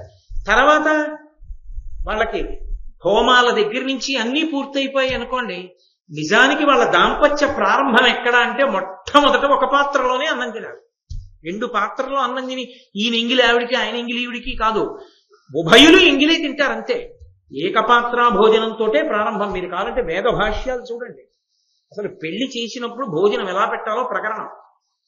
కాబట్టి నేను ఆయన తిన్న తర్వాత నీ తింటాను తప్ప, నేను తిన్న తర్వాత ఆయనకి పెట్టను, నాకు దోషం రాదు. పైగా నా ఎంగిలి తింటే ఆయన తేజస్సు క్షీణిస్తుంది, ఆయన ఎంగిలి నేను తింటే నా తేజస్సు పెరుగుతుంది, ఆయన తేజస్సు పెరుగుతుంది. అందుకని ఆయనకి పెట్టి నేను తింటాను. ఎంత ధార్మికం అండి! ఇలా అనువర్తించే భార్య పట్ల భర్తకి ప్రేమ కాక ఏముంటుంది? ఎందుకు చీకాకు పడతాడు, ఎందుకు కోపడతాడు, ఎందుకు విసుగ్గా చూస్తాడు? మంత్రం వేసి ఇంద్రజాలం చేసి వశం చేసుకుంటారా భర్తని? ప్రేమకి వశం చేసుకోవడానికి తేడా లేదు. అందుకని భర్తతో కలిసి బ్రతకడంలో భార్య ఇంట్లో ఉండి చూస్తూ ఉంటుంది కాబట్టి ఆమె ప్రధాన పాత్ర ఎలా పోషిస్తుందో చెప్తోంది ద్రౌపదీదేవి. కాబట్టి నేను ముందు చెయ్యను, పతులు వచ్చిన ఆసన పాద్య విధుల భక్తితో ఏమకా వింటూ పనుపనులు. ఇది అండి నిజంగా అసలు ఈ మాట నేను అందుకే అన్నా నిన్నటి రోజున కొత్తగా పెళ్ళైనటువంటి వాళ్ళందరికీ కూడా ద్రౌపదీదేవి చెప్పినటువంటి విషయాన్ని పాఠ్యాంశంగా చెప్పాలి అని ನಾನು అందుకే ఆమె అంది, కొన్ని పనులు నేను ఎవరికీ అప్పచెప్పను, నా అంతఃపురంలో కొన్ని లక్షల మంది పరిచారకులున్నా. ద్రౌపదీదేవి సామాన్యురాలు కాదు, మహారాజ్ఞి. ఆమె దగ్గర కొన్ని వేల మంది ఉన్నారు. అయినా కొన్ని పనులు మాత్రం ఎవరూ చెయ్యడానికి వీలు లేదు, నేనే చేస్తాను ఆ భర్తలకి. ఏమిటో తెలుసావి? పతులు వచ్చిన ఆసన, పతులు బయట నుంచి లోపలికి వచ్చినప్పుడు వాళ్ళు కూర్చోడానికి ఆసనం నేనే వేస్తాను. ఇది ఎందుకో తెలుసా? ప్రీతి వృద్ధి కారకం. ఇంట్లో ఉన్న పనిపిల్ల తెచ్చి ఇంట్లోకి రాగానే కూర్చోడానికి గబగబా సోఫా దులపడమో కుర్చీ దులపడమో తీసి అయ్యగారు కూర్చోండి అందనుకోండి. ఓ నెల పోయిన తర్వాత ఆయనకి కుర్చీలో దుమ్ము కనపడింది అనుకోండి, ఇంట్లోకి రాగానే ఎవరిని పిలుస్తాడు? అస్తమానం కూర్చుంటాడు ఇంట్లో. అస్తమానం ఇంట్లో కూర్చునేటప్పుడు ఆసనం విషయంలో ఏ తేడా వచ్చినా, ఆసనం కావలసి వచ్చినా ఎవరిని పిలుస్తుంటాడు? ఆసనం అన్నది అన్ని వేళలా ఒకటి వాడరు, ఒక్కొక్క చోట ఒక్కొక్క ఆసనం ఉంటుంది. పూజామందిరంలో కడితే దర్భాసనం మీద కూర్చుంటాడు. భోజనం చేస్తున్నప్పుడు పీట వేసి కూర్చుంటాడు. ఎవరితోనైనా మాట్లాడుతున్నప్పుడు తాను రాజు కనుక తనకన్నా తక్కువ వాళ్ళు వస్తే ఒక ఎత్తులో కూర్చుని మాట్లాడతాడు. గురువు గారు వస్తే గురువు గారిని పైన కూర్చోబెట్టి కింద కూర్చుని మాట్లాడతాడు. ఇవన్నీ పనిపిల్లకి తెలిసాయనుకోండి, ఇంట్లో ఉన్న పనిపిల్ల చేస్తుంది. ఆవిడ నాకు కోపం వస్తుంది, నేను పూర్తి చేయను. అందుకని ఇవన్నీ ఆవిడ చేస్తే భర్త ఎవరిని పిలుస్తాడు? అస్తమానం. పూజకి వెళ్తున్నాడు, ఏమే దర్భాసనం ఇలాతే అని దాన్ని పిలిచి పనిపిల్లని పిలిచి ఆమె ఇస్తుంది దర్భాసనం, ఆమె వేస్తుంది. అయ్యగారు పూజకి వెళ్ళిపోతున్నారు, అయ్యగారికి పూజకు తుడవాలి, అయ్యగారికి పీట వేయాలి, అయ్యగారికి దర్భాసనం వెయ్యాలి అని. ఎవరు చెయ్యవలసింది ఎవరు చేస్తున్నారు? ఎందుకు వచ్చావు ధర్మపత్నిగా? నీ భర్త పూజామందిరం తుడవడానికి నీ ఒళ్ళు వంగదా? నీ భర్తకి దర్భాసనం వెయ్యలేవా? నీ భర్త పూజలో సగం నీకు ఇస్తారా? ఎంత ధర్మదోషం వచ్చింది! ఆ భార్యాస్థానం ఎందుకు ఇంకా? అది అదృష్టం. 10 మాటలు పిలవబడడానికి హేతు అక్కడ ఉంది, ఆయన అభ్యున్నతికి హేతు అక్కడ ఉంది. తెలియక వచ్చి ఎత్తుపీట వేస్తే గురువుగారి దగ్గర ఆయన అలా కూర్చోరు, పో అని పీట వేసి గురువుగారికి పెద్ద ఆసనం వెయ్యాలి. అది భార్య అంటే. భర్త వెడుతున్నాడు పూజామందిరంలో కంటే పీట వేసి దర్భాసనం వేసి మన్నీళ్లు పెట్టి పూల పాత్ర అవి సిద్ధం చేయాలి. భర్త భోజనానికి వస్తున్నాడంటే ఆయన భోజనం ఎలా చేస్తాడో అలా దానికి తగిన ఆసనం వెయ్యాలి. అప్పుడు 10 మాటలు ఆయన పిలుస్తాడు. 10 మాటలు ఆయన పిలుస్తుంటే ఏమవుతుంది? ఆయన జీవితంలో ప్రీతి ఏర్పడుతుంది. ఆ ప్రీతి ప్రేమకి కారణం. ఏ ప్రేమ లేకపోతే దాంపత్యం నిలబడదో దానికి కారణమైన పరిచర్యలున్నాయి. అవి ఎవరితోనో చేయిస్తే ప్రేమ నిలబడమంటే ఎందుకు నిలబడుతుంది? భర్తకి లేకపోయినా ఆయనకి లోటు లేని స్థితి వస్తుంది. ఆమె లేదనుకోండి, ఏ కారణానికో ఆమె ఏం పెద్ద గుర్తు రాదు. ఎందుకు గుర్తు రాదంటే అన్నీ చేసేందుకు ఉన్నారుగా ఇంకోళ్ళు. అది ఇంకొక విషయంలో దాటిందనుకోండి ఆమె గుండె బాదుకోవాలి. అందుకని వ్యక్తిగత జీవితం అదంతా. నేను అంతకన్నా ఇంకా చెప్పకూడదు. అది పూర్తి వ్యక్తిగతం. అది అందుకే భార్య మాత్రమే, ఇంకొకరికి అవకాశం అందులోకి నేను ఇవ్వను. అంత జాగ్రత్తగా ఉంటాను. కాబట్టి పతులు వచ్చిన ఆసన పాద్య విధులా, భర్తకి కాళ్ళు కడుక్కోవడానికి నీళ్లు ఇవ్వడం. భర్త ఈశ్వరుడైతే ఆయన వచ్చినప్పుడు కాళ్ళు కడుక్కోవడానికి నీళ్ళు ఇస్తే ఈశ్వరుడికి ఏమి ఇచ్చినట్టు? పాదయోహో పాద్యం సమర్పయామి. ఈశ్వరుడు కాళ్ళు కడుక్కున్న తీర్థం అయితే ఏం చేస్తారు? చెప్పులు ఇప్పి కళ్ళకు అద్దుకుని లోపలికి పుచ్చుకుంటున్నారా? భర్త కాళ్ళు కడుక్కున్న తర్వాత ఆ నీళ్లు ఇలా అనుకుంది అనుకోండి, భార్య ఎవరి పాదోదకాన్ని చల్లుకుందంటారు? ఈశ్వర పాదోదకం చల్లుకుంది. శాస్త్రం అంతే కదా, నేను కాదు చెప్పవలసింది, మీరు కాదు చెప్పవలసింది, వేదం చెప్పాలి. ఎవరో గుండెలు బాదుకుని అలా ఎందుకంటే అలా బాదుకున్నారని పోదది, శాస్త్రం అది. ఆ పుణ్యం నా భార్యకి రావడం తేలిక. మీరు ఆలోచించండి, నేను అన్నానని కాదు. నేను పురాణం చెప్పి ఇంటికి వెళ్ళి చెంబుతో కాళ్ళు కడుక్కున్నాను అనుకోండి, మా ఆవిడ చెంబుతో నీళ్ళు ఇచ్చి నేను కడుక్కోగానే ఇలా అనుకుంది అనుకోండి, అది ఈశ్వర పాదోదకం జల్లేసుకుంది. నేను జల్లుకోవాలంటే నాకు లేదా అవకాశం. ఒక్క మా గురువు గారు వస్తేనే నాకు అవకాశం. అది కూడా అన్ని వేళలా గురువు గారిని పాదాలు కడుగుతానని అనకూడదు, తప్పది. కొన్ని సమయాల్లోనే అలా అడగడానికి అవకాశం ఉంటుంది. పైగా నేను పరమేశ్వర పాదోదకం పుచ్చుకోవాలంటే దానికో వేళ ఉండాలి. ప్రాతకాలంలో నేను స్నానం చేయాలి, మడిబట్ట కట్టుకోవాలి, లోపలికి వెళ్ళాలి, కూర్చోవాలి, మనసు నిలబెట్టాలి. ఎంతో శ్రద్ధతో పరమేశ్వరుడి యొక్క పాదాలు నీళ్లు పోస్తూ నేను కడగాలి. కడిగిన తరువాత ఆ పాదోదకాన్ని నేను తల మీద చల్లుకోవాలి. అది నాకు ఒక రోజు మొత్తం మీద ఎంతో మనసు పెట్టి భక్తితో చేస్తే ఒక్కసారి వస్తుంది. మా ఆవిడికి 50 మాటలు వస్తుంది అవకాశం. ఎవరు తరించారు? అదో పనిపిల్ల చల్లుకుంది అనుకోండి, మా అయ్యగారు నాకు తండ్రి లాంటి వాడని చల్లుకుంది. పోనీ అన్యభావన ఎందుకు? అస్తమానం దుష్టభావనతో మాట్లాడకూడదు. నా తండ్రి లాంటి వాడు మా అయ్యగారు. నా తండ్రి ఉంటే ఎంత ప్రేమగా చూస్తాడో అంత ప్రేమగానూ చూస్తారు మా అయ్యగారు నన్ను అని. మా నాన్నగారి పాదోదకమే మా అయ్యగారికి ఎంతమంది దండం పెడతారో, మా అయ్యగారు కాళ్ళు కడుక్కుతామని ఎంతమంది అడుగుతారో, మా అయ్యగారు కాళ్ళు కడుక్కోవడానికి చెంబుతో నీళ్లు ఇచ్చి ఆయన కాళ్ళు కడుక్కుంటే నేను చల్లుకున్నాను. చాలాదా నా జన్మకని చల్లుకుంది. ఇప్పుడు ఈ అదృష్టం ఎవరికి పోయింది? నువ్వు ఇచ్చిన జీతం వదిలే ఇంటి పని పిల్లకి పోయింది భావన చేత. పొందవలసిన నువ్వేమయ్యావు? పోగొట్టుకున్నావా? నువ్వేమో క్షేత్రాలన్నీ తిరిగి తీర్థాల కోసం చేతులు అడుకుంటూ ఉంటావు, నీ ఇంట్లో ఉన్న తీర్థాన్ని వదులుకున్నావు. ఈశ్వరుడు అవకాశం ఇచ్చాడుగా నిన్ను తరించమని, అందుకుని ఇవ్వనంది ద్రౌపదీదేవి. అది నేనెవరికి ఇవ్వను, నేనే చేసుకుంటాను. దీన్ని సరిగా అన్వయం చేయకపోతే ఇంకో ధూర్తతనంతో మాట్లాడితే ఆడవాళ్ల పట్ల పక్షపాతంతో ఈ పద్యం రాశారంటారు. ఎర్రాప్రగడ కర్మ ఆడవాళ్ళని చిన్నతనం చేసి రాయడానికి. ఎవరు ఎలా తరించాలో శాస్త్రం చెప్పింది. పూజ లేదన్నప్పుడు మరి ఆడది ఎలా తరిస్తుంది? తరించడానికి పురుషుడికి అవకాశం తక్కువ, ఎక్కువ ఉన్నది ఆడదానికి. నేను పరమేశ్వరుడికి అభిషేకం చేసి పాదోదకం పుచ్చుకుంటే సగం నా భార్యకి వెళ్ళింది. నే కాళ్ళు కొడుకున్న నీళ్లు చల్లుకుంటే మా ఆవిడ పుణ్యం పూర్తిగా దాంది, అందులో సగం నాకు రాదు. ఎవరు ఎక్కువ తరించారు నాకు చెప్పండి? తరించడానికి చెప్పారా? ఎవరినైనా ఇబ్బంది పెట్టడానికి, విమర్శించడానికి చెప్పారా? శాస్త్రాన్ని శాస్త్ర మర్యాదతో అర్థం చేసుకోవాలి. కాబట్టి పతులు వచ్చిన ఆసన పాద్య విధుల భక్తితో ఏనకావింతో పనుపనురుల, ఎట్టి పరిస్థితుల్లో ఆ పని చేయడానికి నేను ఇతరులకు పంపను, నేనే చేస్తాను. అది ఎందుకని? ఆమెకి తెలుసు భార్యాస్థానానికి ఉన్న గౌరవం ఏంటో. ఈ గౌరవం తెలుసున్న వాళ్ళు అలా ప్రవర్తిస్తుంటే ఏ భర్త సంతోషపడిపోడు? నా భార్య ఇంత మంచిది, ఇంత మంచి ఇల్లాలు నన్ను ఈశ్వరుడిగా చూస్తుందని ఆయన ఎందుకు ఎంత సంతోషంతో గుండెల్లో పెట్టుకోడు? అందుకే నేను లక్ష్మీనారాయణుల్ని దాంపత్యానికి అనుకూలంగా చెప్తాం. మనం ఎప్పుడైనా పెళ్లి చేస్తే లక్ష్మీ స్వరూపిడిగా కదా కన్యాదానం చేస్తాం. లక్ష్మీదేవి ఎప్పుడు ఎక్కడ ఉంటుంది? నారాయణుడికి పాదాల దగ్గర ఉంటుంది. ఆయన చెప్పాడు ఉండమని, నువ్వు నా కాళ్ళ దగ్గర కూర్చో, నా కాళ్ళు పడుతూనే ఉండు అంటే అసలు మొట్టమొదట పురుషాహంకారం అని విమర్శించవలసి వస్తే విష్ణువుని విమర్శించాలి. ఆయన ఏం చెప్పలేదు అలా. ఆమె ఎప్పుడూ ఆయనను అనువర్తిస్తుంది. అందుకని ఆయన ఎక్కడ పెట్టుకున్నాడు?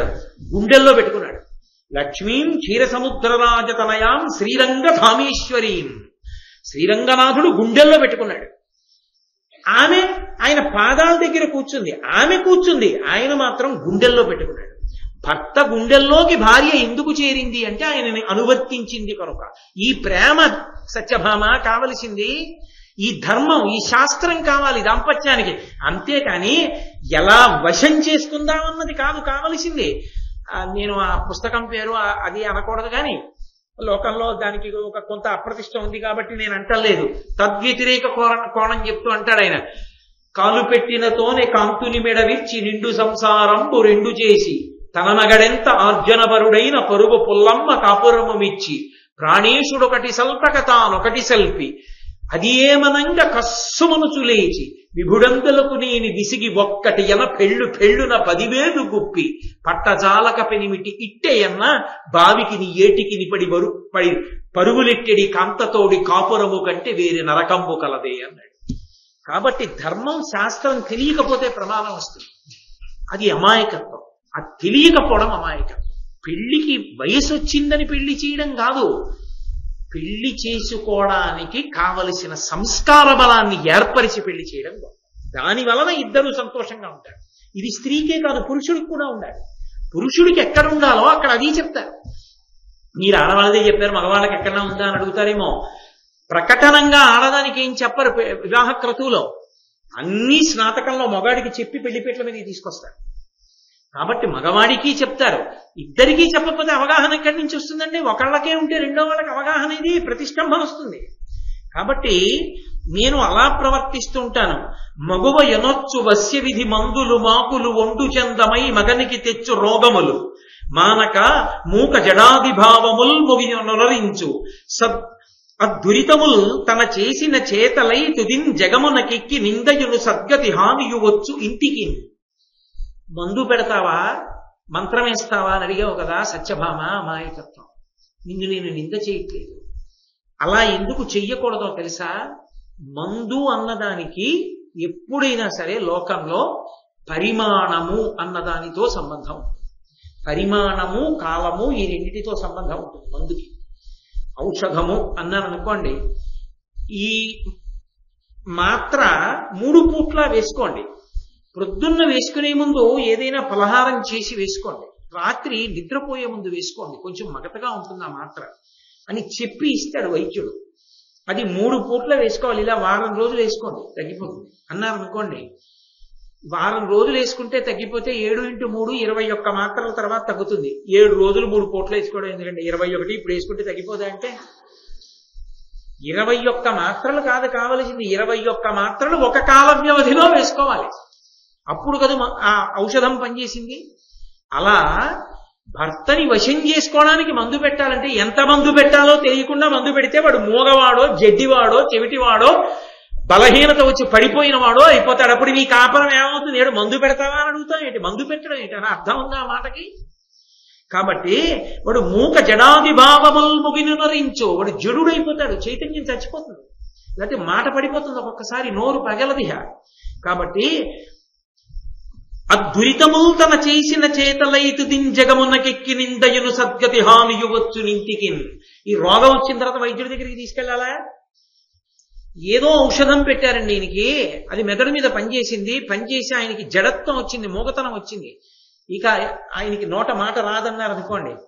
10 మంది ఎవరు పెట్టారు ఏమిటి అని నిలదీసినప్పుడు తెలిసిపోతుందా? అప్పుడు లోకం అంతా నింద చేస్తుందా, నింద చేయదా? అసలు దాంపత్యమా చేసేది, నిందా పొందేది?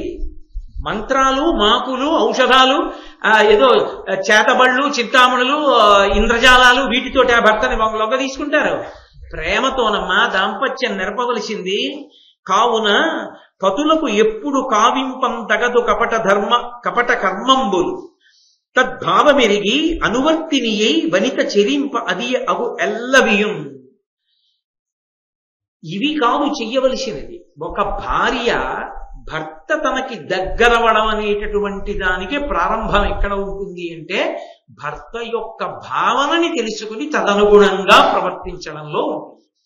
సాధారణంగా ప్రారంభం ఎక్కడుంటుంది అంటే ఆయనకి ఏదో ఒక రకమైన వంటకం ఇష్టం ఉంటుంది, తద్విరుద్ధమైన వంటకం ఈవిడికి ఇష్టం ఉంటుంది.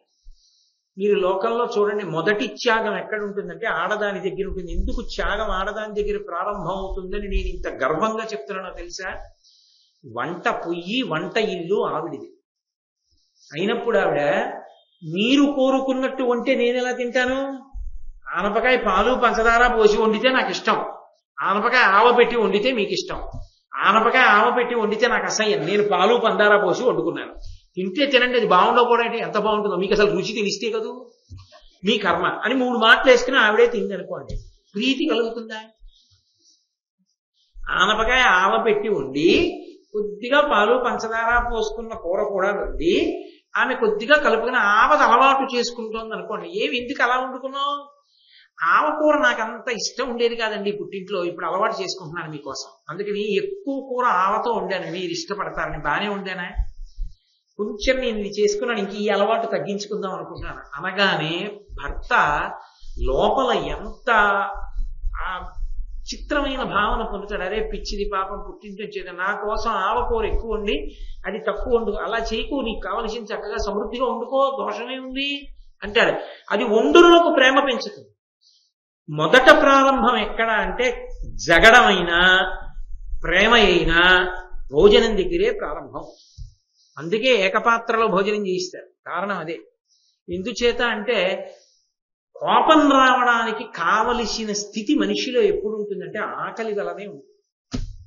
ఉత్తప్పుడు వచ్చే కోపం కన్నా ఆకలితో ఉన్నప్పుడు వచ్చే కోపం చాలా ఎక్కువగా ఉంటుంది. అందుకే ఆకలిగా ఉన్న వ్యక్తి దగ్గర కోపం వచ్చే మాట ఏది చెప్పకూడదు. అందుకే భోజనం మౌనంగా చేయండి అంటారు. కారణం ఏంటంటే మంచి మాటలే మాట్లాడండి అంటే ఆయన మంచి కోసమే చెప్పారని, ఏదో చెప్పకూడదు చెప్పి కోపం తెప్పిస్తారని మౌనంగా భోజనం చేయండి అంటారు. ఆయన మౌనంగా చెయ్యాలంటే ఏం మాట్లాడకూడదుగా. ఈవిడ ప్రేమతో మాట్లాడి పెడితే మంచిదే, లేకపోతే మౌనంగా వడ్డిస్తే చాలు. కాబట్టి ఆ తర్వాత ఒండరులు ప్రీతితో మాట్లాడుకుని మధ్యలో గోవిందా అనుకున్నా చాలు. కాబట్టి నేను ఆయన భావనని గుర్తిరిగి ప్రయాణం మొదలు పెడతాను. ఇప్పుడు ఆయన వెంటనే ఏమవుతాడు? ఆమె భావనకు అనుగుణముగా తాను మారుతాడు కాదు. మీరు లోకంలో చూస్తూనే ఉంటారు. పెళ్ళైన కొత్తల్లో ఒకలా ప్రారంభం అవుతుంది. పురుషుడు ప్రత్యేకంగా ఎక్కడికో వెళ్ళి తను తినడు, కానీ తనకు వంట రాదు, అందుకని వెళ్ళి తన భార్యకి ఇష్టమైంది పట్టుకొస్తాడు. ఎవరింట్లోనో ఏదో వండారనుకోండి, మా ఆవిడికి ఇష్టం కానీ నా కోసం వండుకోదు చెప్తేను, వెల్లుల్లిపై నా కోసం తినడం మానేసేది ఎంతకాలం అయిందో, మీరు ఇంట్లో గోపుగోలు వచ్చిన వెల్లుల్లిపై వేసుకున్నారుగా, దాన్ని వేసుకోమంటే వేసుకోదు, ఏమనుకోకండి కొద్దిగా ఇద్దరు అని పట్టుకెళ్ళి విషయం నీకోసం తెచ్చా తిను. ఇప్పుడు తన దగ్గర ప్రారంభమైంది తన దగ్గర ఆగిపోదండి. మనుష్యులు భర్త దగ్గర కూడా ప్రవహిస్తుంది ఆ భావన, ప్రేమ. ఆ భావన, ఆ ప్రేమ తరంగాలలో దాంపత్యం ఉండాలి కానీ ఒకరినొకరు శాసించుకోవడానికి దాంపత్యం కాదు నిజానికి. కాబట్టి నేను ఆయన మనసిరిగి ప్రవర్తించడంలో నా దాంపత్యం ప్రారంభమైంది. కాబట్టి తగియడు వేళలందు నియితంబుగ మజ్జన భోజన క్రియల్ తగ నొడగుర్తు భర్తలకు ధాన్య ధనంబులు రిక్తమై వ్యయంబకుటకు ఓర్వనిప్పుడు గృహస్థల భాండ విశోధనంబు ఇమ్ముగనొకనాడు ఏమర ప్రమోదము సల్పుదు బంధుకోటికి. అబ్బా, ఈ ఒక్క పద్యం చాలండి, అంత అద్భుతమైన పద్యం. ఆవిడంది తగియడు వేళలందు నియితంబుగ భజ్జన భోజన క్రియల్ తగ నడకూర్తు భర్తలకు. ఏ వేళలో పెట్టాలో ఆ వేళకి వాళ్ళకి స్నానము భోజనము ఈ రెండిటికి నేనే శ్రద్ధ తీసుకుని ఏర్పాటు చేస్తాను. ఎందుకని? స్నానము ఆయన అనుష్ఠానమునకు సంబంధించింది. ఆ వేళకి స్నానం అవ్వలేదనుకోండి, అనుష్ఠానం ఆగిపోతుంది. స్నానం చేస్తే కానీ అనుష్ఠానం నడవదు. ఆ స్నానం నడవకపోతే, అనుష్ఠానం ఆగిపోతే చీకాకు వస్తుంది, పోయింది నైమిత్తికి తీసింది, కోపడతాడు. కాబట్టి స్నానానికి వేళ పట్టున ఏర్పాటు చేస్తాను. రెండు, భోజనం ఇంకొకళ్ళు వండడాన్ని ఎట్టి పరిస్థితుల్లో నేను అంగీకరించాను. నా భర్త భోజనం నేనే వండుకుంటాను. చాలా గొప్ప మాట. అసలు బహుశः అది ఉన్న చోట దాంపత్యంలో పరిపూర్ణమైన ప్రేమ ఉంటుంది. భర్తకి వండి పెట్టడంలో ఎంత ప్రేమ ఉంటుందండి. భర్తకి పిల్లలకి వండి పెట్టడం నేను ఎన్నో కుటుంబాల్లో చూశా.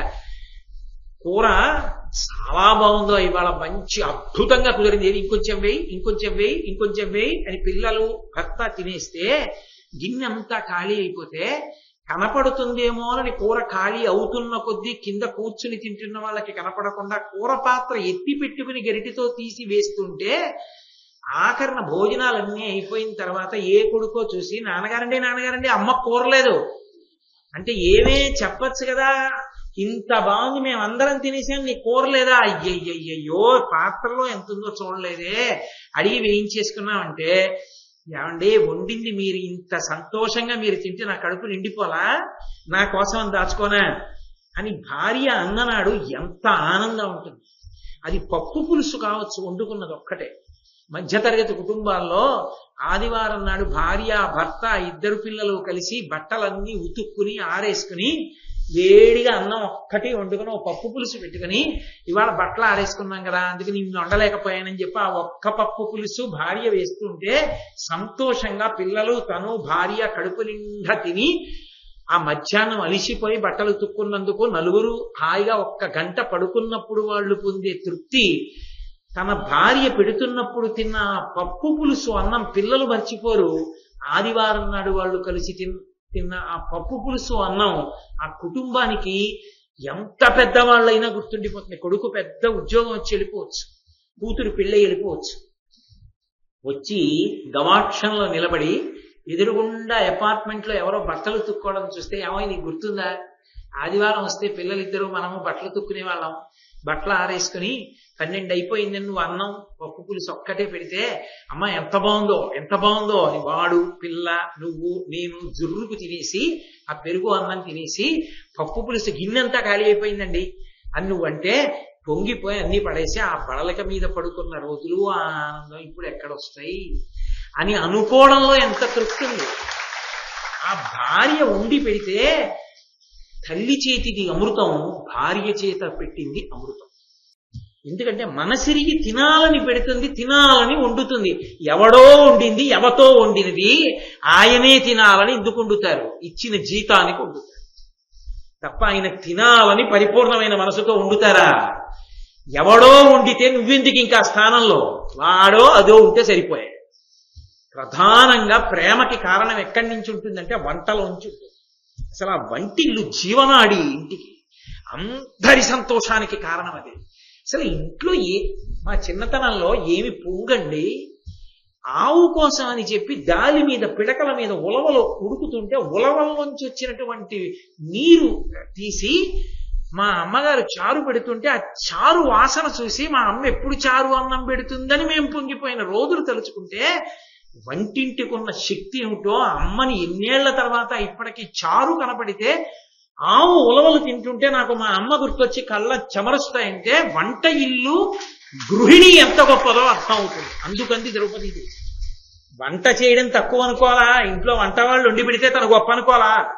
తన గొప్పతనం భర్తకు వండి పెట్టడంలో ఉందని సంతోషపడిపోయింది ద్రౌపదీదేవి. ఏ మహారాజ్ఞి చేత కాక వంటవాళ్ళు లేక 5గురికి వంటవాళ్ళు వండి పెట్టలేరా? ఆవిడ ఎందుకు వండుకుంది? తెలుసుకోవాలి, ద్రౌపదీదేవిని చూసి నేర్చుకోవాలి. కాబట్టి తగియడు వేళలందు నియతంబుగ మజ్జన భోజన క్రియల్ తగ నడకూర్తు భర్తలకు ధాన్యధనంబులు రిక్తమై వ్యయంబగుటకు వార్వయుక్కుడు. నా భర్తలు మహాపరాక్రమవంతులు, ఎనలేని సంపాదన, ధరామండలాన్నంతటినీ గెలిచి కప్పాలు తీసుకొచ్చారు. అయినా అనవసరంగా ఒక ధాన్యపు గింజ వృధా అయితే ఒప్పుకోరు. అంటే పెత్తనం ఎవరు చేస్తుంటారు? అంతఃపురంలో ఎక్కడ ఏమున్నాయో, ఎంతున్నాయో, ఎవరెవరికి ఎన్ని పెడుతున్నారో, ఎన్ని ఇస్తున్నారో, ఇంకెంత నిలవ ఉంటోందో ఎవరికి తెలుస్తుంది? ఆవిడికి తెలుస్తుంది. అసలు ఆ ఇంటి పని అంతా ఎవరో చేస్తూ ఈమె అలంకారం ఒక్కటే చేసుకుంటానంటే అది ఏమి శుభగండి. అది నేను ఏం చెప్పనులేండి, సరే అది బాగుండదు, నేను కొన్ని మాట్లాడకూడదు. కాబట్టి నేను ఆ అంతఃపురం మీద పెత్తనం ఉంటుంది. నాకు ధనం ఎంతుంది, ధాన్యం ఎంతుంది, ఆభరణాలు ఎన్నున్నాయి, పాత్రలు ఎన్నున్నాయి, పంచెల చాపులు ఎన్నున్నాయి, చీరలు ఎన్నున్నాయి, యజ్ఞోపవీతాలు ఎన్నున్నాయి, ఆచమన పాత్రలు ఎన్నున్నాయి, ఉద్ధరణలు ఎన్నున్నాయి, కలశలు ఎన్నున్నాయి నాకు తెలుసు. ఎప్పుడు ఏ దానం చెయ్యాలంటే ఎన్నున్నాయో, ఎవరికి ఏమి ఇవ్వచ్చో నేను చెప్పి తెప్పిస్తాను. అంతేకాని ఇంట్లో పని వాళ్ళకి అన్నీ తెలియడమును నాకేమీ తెలియకుండా ఉండడము ఉండదు. అది ఇంటి యజమానురాలుగా నా గొప్పతనం. కాబట్టి ఒక్క గింజ నిష్కారణంగా వృధా అవడాన్ని ఒప్పుకోను. అలా అయితే తెచ్చేవాడు ఎంత తెచ్చినా చిల్లుకుండలో నీళ్లు మిగలదు, పోతూ ఉంటుంది. కాబట్టి నేను నా పెత్తనం ఉంటుంది, చూస్తుంటాను పరిచారికులందరినీ, ఎవరికి ఎంత అవసరమో అంత ఇస్తాను. కానీ స్వాతంత్ర్యం అంగీకరించాను. వాళ్ళంతట వాళ్ళు తీసుకుని వెళ్ళిపోవడానికి వీల్లేదు.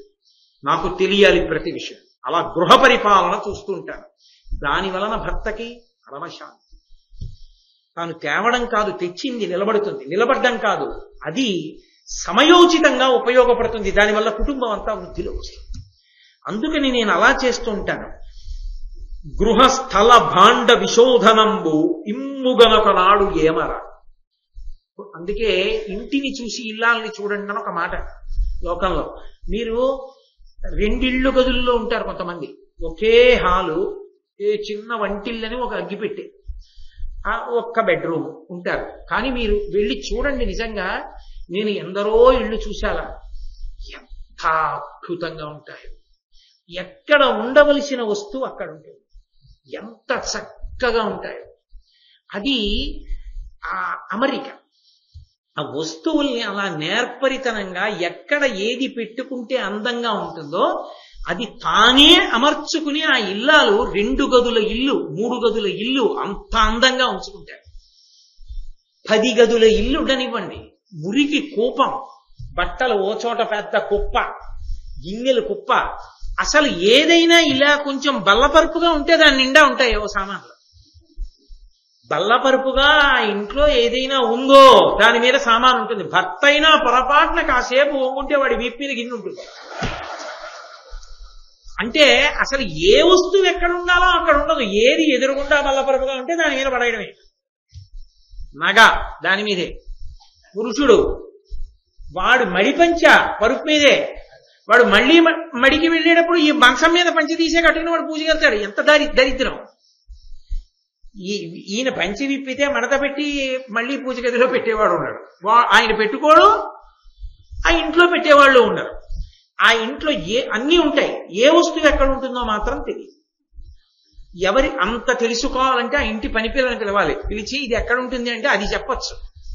ఈ ఇంట్లో వాళ్ళిద్దరూ దాని యొక్క అనుగ్రహం మీద ఆధారపడి ఉంటారు. అది 3 రోజులు రాకపోతే వీళ్ళకి ఇంట్లో ఉన్నా దరిద్రమే, ఎక్కడే ఉన్నాయో తెలియదు.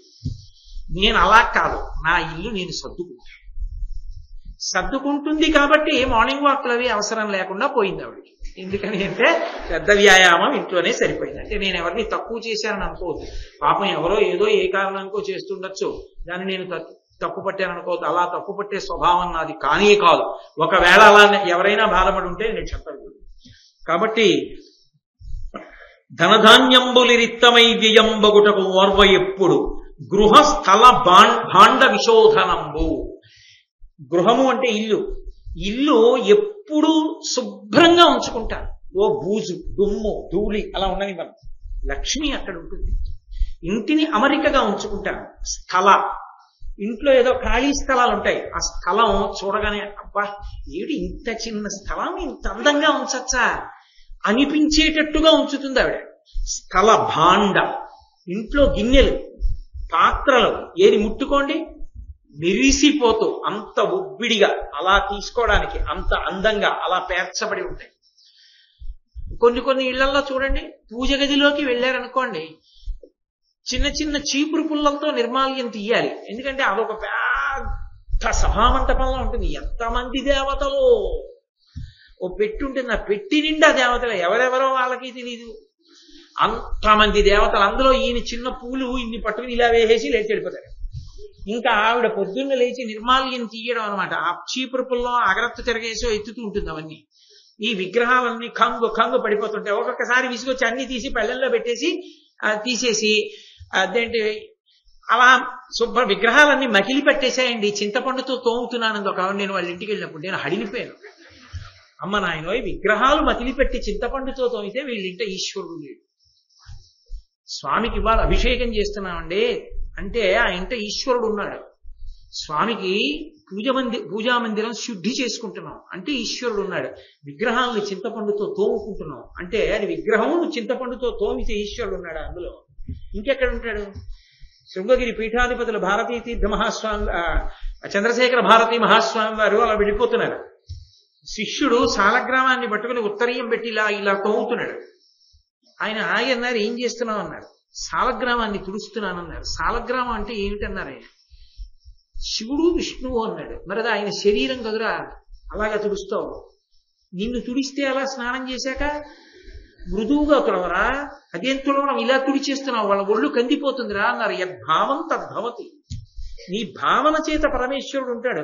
నీతో చింతపండుతో తోవించుకోవలసినంత దరిద్రం ఆయనకి లేదు.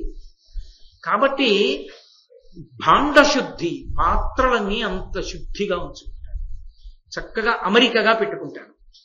కాబట్టి ఇమ్ముగా ఒకనాడు ఏమర, ఒక్కనాడు కూడా ఇల్లు చక్కగా ఉండకపోవడం అన్నది ఉండదు. ఇవన్నీ పనివాళ్ళు చేస్తున్నారు అనుకునేరు. ఆవిడ ప్రధానంగా తన పతులు తిరిగే మందిరాలు తానే సిద్ధం చేసుకుంటుంది. అంటే తుడుచుకుంటుందా అన్న దగ్గర నేను చెప్పను, అది పరిచారికలు చెయ్యొచ్చు, కానీ దగ్గరుండి చేయించుకుంటుంది అని దాని గుర్తు.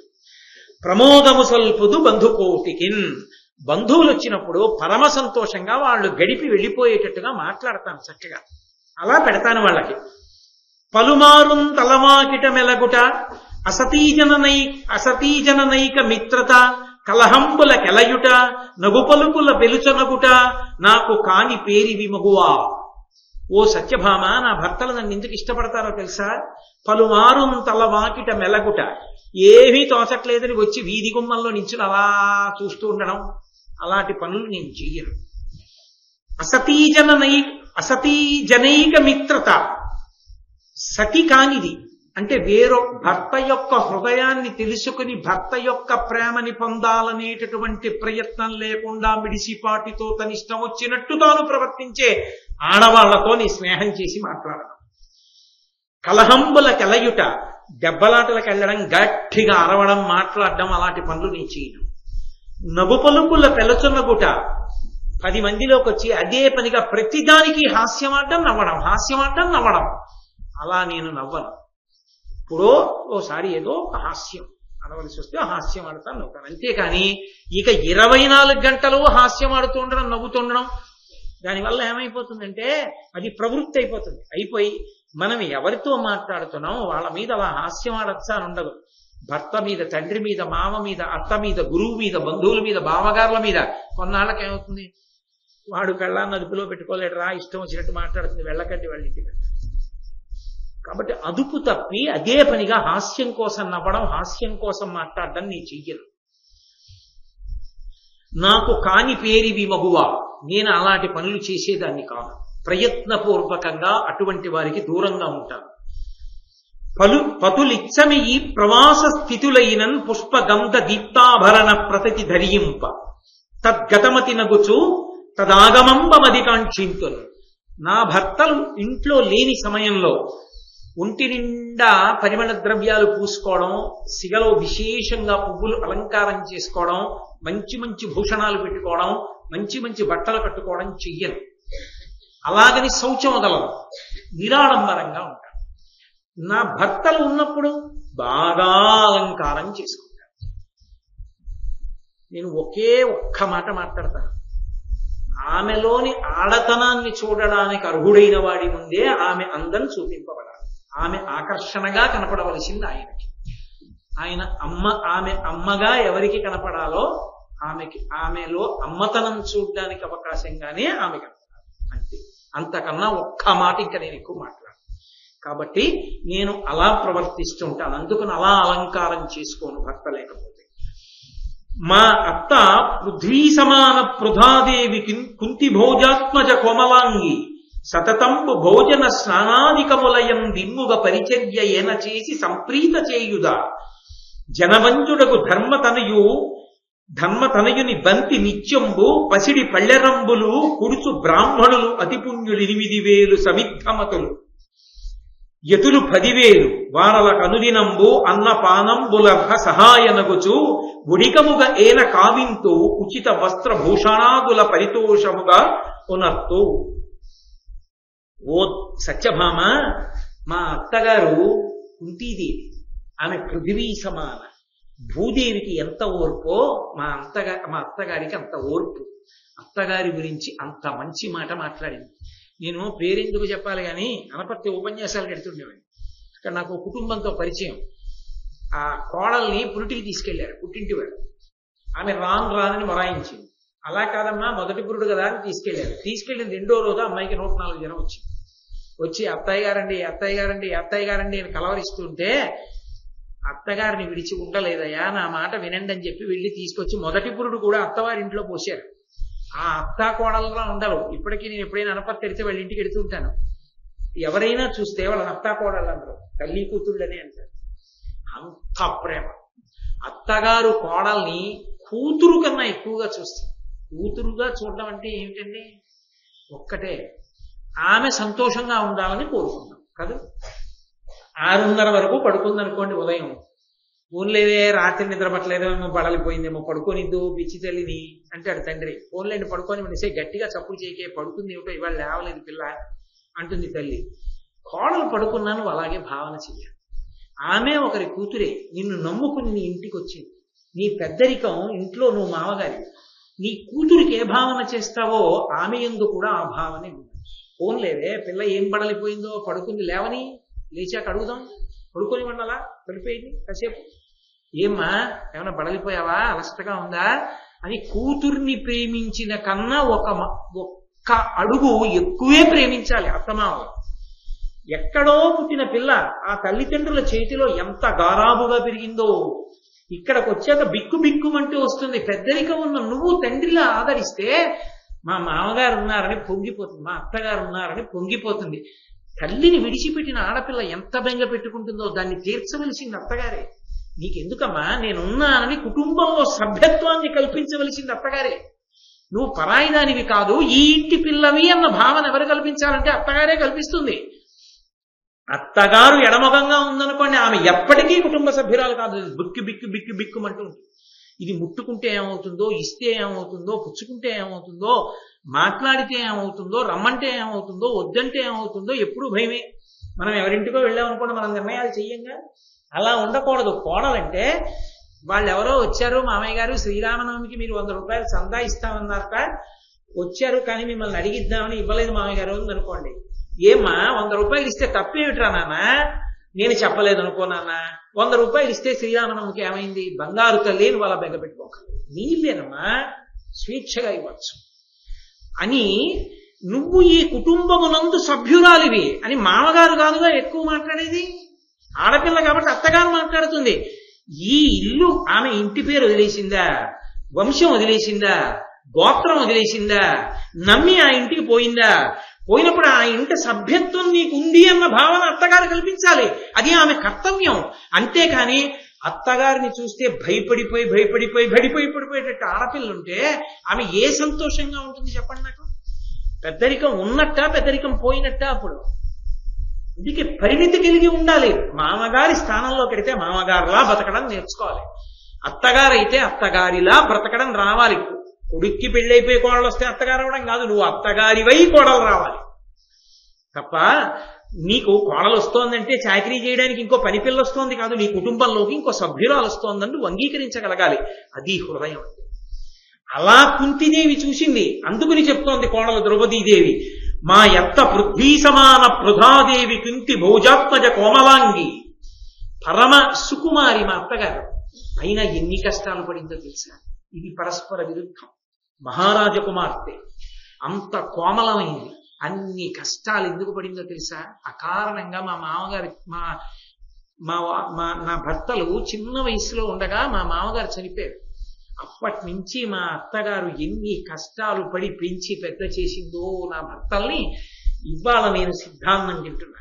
అంతటి మహాపురుషులకు భార్యనయ్యానంటే వాళ్ళని మహాపురుషుల్ని చేసింది మా అత్తగారు. తండ్రి లేని పిల్లల్ని సాకి వృద్ధిలోకి తేవడం అంటే మహాతల్లి మా అత్తగారికి చెల్లింది కుంతిదేవికి. వాళ్ళని వదిలిపెట్టేసి ఉంటే గాలికి వాళ్ళు ఏమైపోనో వాళ్ళకున్న బలానికి. కానీ సాకి లోకానికి ప్రయోజకుల్ని చేసింది. అటువంటి భర్తలకి భార్యనయ్యానన్న కీర్తి నాకు ఇప్పించింది, ఆ గౌరవం నాకు ఇప్పించింది. అది మా అత్తగారికి. ఎలా అర్థం చేసుకుందో చూడండి, అది కోడలంటే. కాబట్టి వింటోంది సత్యభామకి, తల తిరిగిపోతోంది. ఇలా ఉండాలా భార్య అంటే. నేనేమనుకున్నాను, ఈవిడేం చెప్తోంది, ఇలా ఉన్నది భార్య. ఎంత పరిణతిని తెల్లబోతోంది. కాబట్టి సతతంబు భోజన స్నానాదికములయందింబుగ పరిచర్యయేన చేతి సంప్రీత చేయుదు. మా అత్తగారు పెద్దదైపోయింది. మా అత్తగారు స్నానానికి ఎడుతుంటే మావారు పట్టుకెళ్ళి నీళ్లు పెడితే మా ఆయనకి ఒక్కరికి నీళ్లు పెట్టి, మా అత్తగారికి నీళ్లు నేను పెట్టకపోతే మా ఆయనకి నీళ్లు పెట్టినా మా ఆయనకి సంతోషంగా ఉంటుందా? పెద్ద ఆవిడ 70 ఏళ్ళు వచ్చేసి, ఒరేయ్ నాయనా కొంచెం కాసేది కరెంట్ లేదు, చన్నీళ్లు పోసుకోలేను, స్టవ్ నుంచి దింపుకోలేనురా, పెట్టుకోవడం అంటే పెట్టాను కానీ నాయనా కాసి నీళ్లు లోపల పెట్టరా అంది అనుకోండి. ఉసే అమ్మకి నీళ్లు కావాలంటే పెట్టు, ఉండండి పనిలో ఉన్నాను అంటే తెలుసు కదూ ఎందుకు పెట్టదో, ఏ ముభావన కారణమో తెలుసు కదా. ఆ ఇంట తల్లి తిరుగుతున్నా ఆ తల్లి ఆ ఇంట్లో నేను మొదటి నుంచి సభ్యురాలన్న భావన ఇప్పుడు ఉంటుంది ఆవిడికి. ఇది ఒకరినొకరు స్థానాలు భ్రంశం చేయడం. అత్తగారు కోడలికి ఇవ్వలేదు. కోడలు అత్తగారికి నేను ఈ ఇంటికి మొదటి నుంచి యజమానురాలన్నది మరిచిపోయి అతిథి కూర్చున్నట్టు కూర్చుంటుంది, ఉడికిపోతుంది. పిలిస్తే వెళ్ళడం, పిడితే తినడం, ఎవరు వచ్చారు అని కూడా అడగకూడదు, ఎవరు ఫోన్ చేశారు అడగకూడదు. పిల్ల ఎలా ఉందో, అందరూ కడుపున పుట్టిన వాళ్ళేగా, పిల్ల ఎలా ఉందో ఒక్కసారి ఫోన్ చేసి అడుగుదమ్మా అనకూడదు. బాగుండరేంటి, పెద్ద వయసు వచ్చి కృష్ణారామ అనకూడదా, ఎందుకు అస్తమానం కూతురు కూతురు కూతురు అలాంటి దానికి అక్కడికి పోవచ్చుగా అందనుకోండి. ఇంకో కడుపులో కూతురు గురించి తెలుసుకోవాలని ఉన్నా ఎలా ఉందో అని అడగగలదా అత్తగారు. అప్పుడు ఆ ఇంట ఆ కోడలు ఏ తులసి కోట దగ్గరకో వెళ్ళినప్పుడు వెళ్ళి, ఒరే నాన్న ఇలా అడిగాను అనుకోవద్దు, ఒక్కసారి చెల్లి ఎలా ఉందో అడిగి చెప్తూ మనసు కొట్టుకుపోతుందని బట్ట కన్నీళ్లు పడ్డాయి అనుకోండి, ఎంత తనకి చేసినా ఆ భర్తకి సంతోషం ఉంటుందా? మనుష్యులు కదండి, సమస్యలు పరమేశ్వరుడు సృష్టించలేదు. పరమేశ్వరుడు సృష్టించింది సుఖపడమని ఇచ్చాడు. మనసులోంచి మనం సృష్టించుకున్నాం సమస్యలు. పరిష్కర్తలం మనమే. ఆయన్ని తిట్టడం ఎందుకు, ఆయన్ని నింద చేయడం ఎందుకు? నీకు సరిగ్గా బ్రతకడం వస్తే సంతోషదాయకంగా జీవించవచ్చు. ఒక అత్తగారు సంతోషంగా కూర్చొని, అమ్మాయి ఎవరో వచ్చారు వాళ్ళకి 100 రూపాయలు ఇచ్చి పంపించు అంటోంది. చక్కగా అలాగే అత్తయ్య గారండి అంటోంది. ఎంతో ఆనందంగా అత్త కోడళ్ళు విసులుకుంటున్నారు ఒకళ్ళ మనసు ఒకళ్ళు తెలిసి. అది అప్పుడు కదా భర్త సంతోషంగా ఉంటాడు. మా ఆవిడ్ని కళ్ళలో పెట్టుకు చూసుకుంటుంది, మా ఆవిడ నాకేంటండి అంటాడు. ఉన్నారు ఇప్పటికీ. మీరు ఆలోచిస్తే మీకు అర్థమైపోతుంది. తల్లికి 90 సంవత్సరాల వయసు దాటిపోతే, కొడుకు గురువు గారి సేవ కోసం గురువు గారి వెంట ఊళ్ళు వెళ్ళిపోతే 70 ఏళ్ళు దగ్గరికి వచ్చేస్తున్నా సరే ఒంటికి 90 సంవత్సరాల అత్తగారి సేవ చేయడానికి పురాణానికి కూడా వెళ్లకుండా సేవ చేస్తున్నటువంటి కోడలు నాకు తెలుసు ఈ ఊళ్ళో. మీకు ఇంకా చెప్పాలంటే ఇవాళే ఆయన మాట్లాడలేదు నన్ను వేదిక మీదకి పిలవడానికి. ఉన్నారు మహానుభావులు, లేకపోలేదు. అవి జీవితాలు. వాళ్ళకి 2 చేతులు ఎత్తి నమస్కారాలు చేయాలి. అవి బ్రతుకులు. అటువంటి తల్లి అటువంటి బిడ్డల్ని కన్నందుకు ఆమె మురిసిపోవాలి. అటువంటి కోడలు వచ్చినందుకు పొంగిపోవాలి. అవగాహన, కేవలం అవగాహన. అపోహ అయినా మనసులోంచే, అవగాహన అయినా మనసులోంచే. ద్రౌపదీదేవి పరిణితి తెలుస్తోంది. ఒక కోడలుగా ఆమె ఎలా సంతోషపెడుతుందో. మా అత్తగారి స్నానానికి నేను ఏర్పాటు చేస్తాను, అది నా భర్తకి ప్రీతికారకం, మా అత్తకి ప్రీతికారకం. వాళ్ళిద్దరి ఆశీస్సు నాకు సంతోషం. అందుకని మా అత్తగారు స్నానానికి వెళుతుంటే, అత్తయ్య గారండి నీళ్లు పెట్టేశాను స్నానం చేసేయండి, తువ్వాలు కూడా పెట్టేశాను అంటే, మా అత్తగారు పెద్దవారు ఆ లోపలికి వెళితే, అత్తయ్య గారు స్నానం అయిపోయిన తర్వాత బయటకు వచ్చేటప్పుడు కరెంటు పోతుంటుంది చూసుకోండి, ఒకసారి నన్ను పిలవండి అందనుకోండి. ఉసే పిల్ల అని పిలిస్తే వెళ్ళి చేయి పట్టుకుని అత్తగారిని తీసుకొచ్చింది అనుకోండి, ఆ కొడుకు ఎంత మురిసిపోతాడండి వాడు. చాలరా మా అమ్మని కళ్ళల్లో పెట్టుకు చూసుకుంటోంది, ఇది ఒక్క కారణం చాలరా నేను ప్రేమించడానికి, ఎన్ని జన్మల పుణ్యము, కళ్ళల్లో పెట్టుకు చూసుకుంటోంది అనుకుంటాడు. కాబట్టి సతతంపు భోజన స్నానాధికములయం దిమ్ముగ పరిచర్యయేన చేసి సంప్రీత చేయుదు. ఆవిడ వయసుకి తినేది ఒకటి ఉంటుంది. అందరికీ కలగలిపి ఉండేవాడు జీతానికి ఉండేవాడు, వాడి ఇష్టం వచ్చినట్టు వాడు వండుతాడు. ఆవిడ ఏం తింటే జీర్ణమవుతుందో తెలిసి ఉండవలసింది కోడలు. ఇలా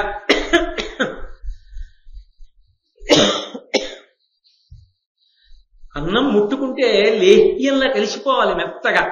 అలా నీళ్లు ఎక్కువ పోసి మెత్తగా అన్నం వండి జారుగా పప్పు వండి వేసి కొంచెం నెయ్యి వేసి, ఎక్కువ నెయ్యి వేయకుండా అత్తయ్య గారండి తినండి అంటే ఆవిడికి నోట్లో గుటుక్కుని జారి జీర్ణం అవుతుంది. ఆయన ఇంటి యజమాని కందికుండా అన్నం వేసుకు తింటే విడివిడిలాడుతూ ఉన్నా తింటాడు, జీర్ణం అవుతుంది. పనివాడు వండితే యజమాని కొడుతాడు, యజమానురాలు కొడుతాడు. అదే తినమంటే ఆవిడికి ఏం జీర్ణం అవుతుంది? ఓ పూట తిని 3 పూట్ల కడుపు నొప్పితో కూర్చుంటాడు. నువ్వు దేశాలకి సేవ చెయ్యక్కర్రా, ఇంట్లో ఉన్న ఒక్క ముసలావిడికి ఆవిడ తినడానికి యోగ్యమైంది ఒక్కటి నువ్వు వండి పెడితే చాలు, నీ ఒంట్లో ఓపిక ఉన్నందుకు సార్థకత. ఏ ఇంటిని ఆ ఇంట్లో వాళ్ళు జాగ్రత్తగా చూసుకుంటే వృద్ధాశ్రమాలు అక్కర్లేదు, విరాళాలు అడగక్కర్లేదు కాదు. అంతకన్నా ధన్యత ఎక్కడుంది లోకానికి? కాబట్టి ఆవిడంది, జనవంజుడకు ధర్మ తనయుని బంతి నిత్యంబు పసిడి పళ్ళెరంబుల కుడుతు బ్రాహ్మణులు అతిపుణ్యులు 8,000 సమిద్ధమతులు ఎదులు 10,000 వారల కనుదినంబు అన్న పానంబుల రహ సహాయనగుచు ఉడికముగయేన కావింతు ఉచిత వస్త్రభూషణాదుల పరితోషముగననత్తు. నా భర్త ధర్మరాజు గారి భోజనానికి కూర్చుంటే ఆయనతో పాటుగా 8,000 మంది బ్రాహ్మణులు భోజనానికి కూర్చుంటారు. వాళ్ళు ముందు పరిశేచనం చేసి తింటే తప్ప నా భర్త తినడం. అంతకన్నా ముందు 10,000 మంది సన్యాసులు తింటారు. సన్యాసులు ఒకలా తింటారు, ఉప్పు కారం అక్కర్లేదు వాళ్ళకి. బ్రాహ్మణులు ఒకలా తింటారు. బ్రాహ్మణులు ఎలా తినాలో అలా వంటలు సిద్ధమవుతాయి, అవి చేయిస్తుంది ఆవిడ. సన్యాసులకి ఒకలా, ఎవరెవరికి ఎలా పెట్టారు, పాత్రలు ఎలా వడ్డిస్తున్నారు, ఎంత జాగ్రత్తగా వడ్డిస్తున్నారు, ఎలా మారడుగుతున్నారు అన్నీ చూస్తారు. కంచి కామకోటి పీఠాధిపత్యం వహించినటువంటి మహాపురుషులు చంద్రశేఖరేంద్ర సరస్వతి మహాస్వామి గారు ఒకనొక సమయంలో కంచి కామకోటి పీఠానికి ఉన్నటువంటి వేద పాఠశాలలోని విద్యార్థుల్ని ఒక ఇంటికి పంపవలసి వచ్చింది. ఒక 10 రోజులు. 10 రోజులు అయిపోయిన తర్వాత స్వామి తిరిగి వచ్చేశారు కంచి. తిరిగి రాగానే ముందు వేద విద్యార్థుల్ని పిలిచారు. ఏరా మీకు అన్నం పెట్టారా అని అడిగారు. పెట్టారండి. ఎలా పెట్టారా? పప్పు వేసిన తర్వాత ఊరుకున్నారా, ఇంకొంచెం పప్పు వేసుకుంటారా అని అడిగారు. స్వామి పప్పే కాదండి, ఏదైనా సరే వేసి మేము కలుపుకున్న తర్వాత ఇంకొంచెం వేసుకోండి, బావులేదా అని అడిగి వేసేవారండి అన్నారు. వెంటనే యజమాన్ని పిలిచి వరం ఇచ్చారు. ఏడాదికి ఒక రోజు కామాక్షిని ఇంటికి వస్తుందని. ఇప్పటికీ వెళుతున్న వాళ్ళ ఇంటికి, ఎవరో కాదు, శంకర్ గారు. అది వడ్డనంటే, అది శ్రద్ధ అంటే ఆ పెట్టడంలో. 8,000 మందికి బంగారు పాత్రలు సిద్ధం చేస్తుంది బ్రాహ్మణులకి, 10,000 మంది సన్యాసులకి ఆకులు సిద్ధం చేస్తుంది కడిగించి. దగ్గరుండి చూసుకుంటుంది. ఒక్క జాము నిద్రపోతే గొప్పనేనని చెప్పుకున్నాడు. కాబట్టి నేను దగ్గరుండి నా భర్త నియమం నిలబడేటట్టుగా చూసుకుంటాను. భోజనం అయిపోయాక అందరికీ బట్టలు పెడతాడు, కొంతమందికి భూషణాలు ఇస్తాడు. ఎవరెవరికి ఏమి ఇవ్వాలో అవి సిద్ధంగా ఉండాలి. ఎవరో ఒకరిని చూస్తాడు, అయ్యా నేను 3 వేదాలు చదువుకున్నాను, త్రివేదిని, ఏది బంగారు ఉంగరం తెప్పించంటాడు. అవి ఎక్కడున్నాయో అడిగితే అది లేదండి వెళ్ళిపోయింది ఆ పనిపిల్ల అంటే, ఎక్కడ పెట్టారో తెలియదు, రేపు రమ్మనండి అనకూడదు. బంగారు ఉంగరాలు ఎక్కడున్నాయో వెంటనే తెప్పిస్తుంది ద్రౌపదీదేవి. ఆమెకు అదుపుంటుంది ఇంటి మీద. తెప్పించి ఎవరికి ఏది ఇవ్వాలనుకుంటున్నాడో ధర్మరాజు ఇప్పిస్తాడు. కాబట్టి నా భర్త మనసిరిగి ఆయన ధర్మం నిలబడేటట్టు చూసుకుంటూ ఉంటాను. ఇట్టి వర్తనములనెప్పుడు పాండవులకు తగిలి ప్రియము చేయ తగితి కాని మగువ, నీవు ఎప్పుడు మందులు మాకులు ఇంద్రజాలములు ఏనురుంగా. నా భర్త మనసిరిగి తెలుసుకోవడం నాకు తెలుసు, కానీ మందులు మాకులు ఇంద్రజాలాలు నాకు తెలియవు. గుచ్చుకుంది కదా మనసుకి, అందుకని 1-2 మాటలు వస్తోంది ఆ మాట ద్రౌపదీదేవి నోటి వెంట. అని పతి గడవంగా దైవతము భామలకెందును లేదు, ప్రీతుడై పతి కరుణించని నికలభాషిణి, భాసుర భూషణాంబరాన్విత ధనధాన్య గౌరవము విశ్రుత సంతతియున్ యశంబు సద్గతియున్ కలుగు, ఉండిమియి కలుగున ఎన్ని తెరంగులారయం. లోకంలో ఇదొక అద్భుతమైనటువంటి ప్రతిపాదన. ఆవిడ అంటుంది, అసలు భర్తని మించిన దైవం లేడు. 1. 2, భర్త నుండి వచ్చేది అంత అమితము, ఇతరుల నుండి వచ్చేది మితము. ఇది ఈ మాటే అనుసాయమ్మ కూడా అంది రామాయణంలో. ఒక్క భర్తయే అమితంగా ఇస్తాడు. లోకంలో ఇంకా ఎవరైనా సరే ఆడదానికి మితంగానే ఇస్తాడు. తండ్రి ఉన్నాడు అనుకోండి, తండ్రి ఓ ఆభరణాలు చేయించగలడు, తండ్రి మంచి అన్నం పెట్టగలడు, మంచి ఇల్లు ఇవ్వగలడు. మహాకీర్తివంతుడైనటువంటి కొడుకుని కని తల్లి కావడం భర్త అనుగ్రహం. ఈమె సువాసిని పూజకు అర్హత పొందడం భర్త అనుగ్రహం. పసుపు కుంకాలతో 10 మందికి మంగళప్రదంగా కనపడి ఎదురొస్తే సంతోషంగా బయలుదేరడానికి కారణం ఆయన ఉన్నాడు కనుక. అసలు ఇవన్నీ కాదు, పరమేశ్వరారాధనకి సంబంధించిన పుణ్యం అంతా దొరుకుతోందంటే ఆయన వల్ల. ఆయన ఇచ్చినంత ఇవ్వగలిగిన వాడు లోకంలో ఎవడూ లేడు, ఆయన ఒక్కడే ఇవ్వగలడు అమితముగా. మిగిలిన వాళ్ళు ఎవ్వరూ ఇవ్వలేరు. 2, ఎవరు ఏది ఎంత బాగుందన్నా తృప్తి లేదు, ఆయన అన్న మాటలో తృప్తి. మీరు చూడండి లోకంలో, దీనికి ఒక చిన్న విషయం చెప్తుంటారు పెద్దవాళ్ళు.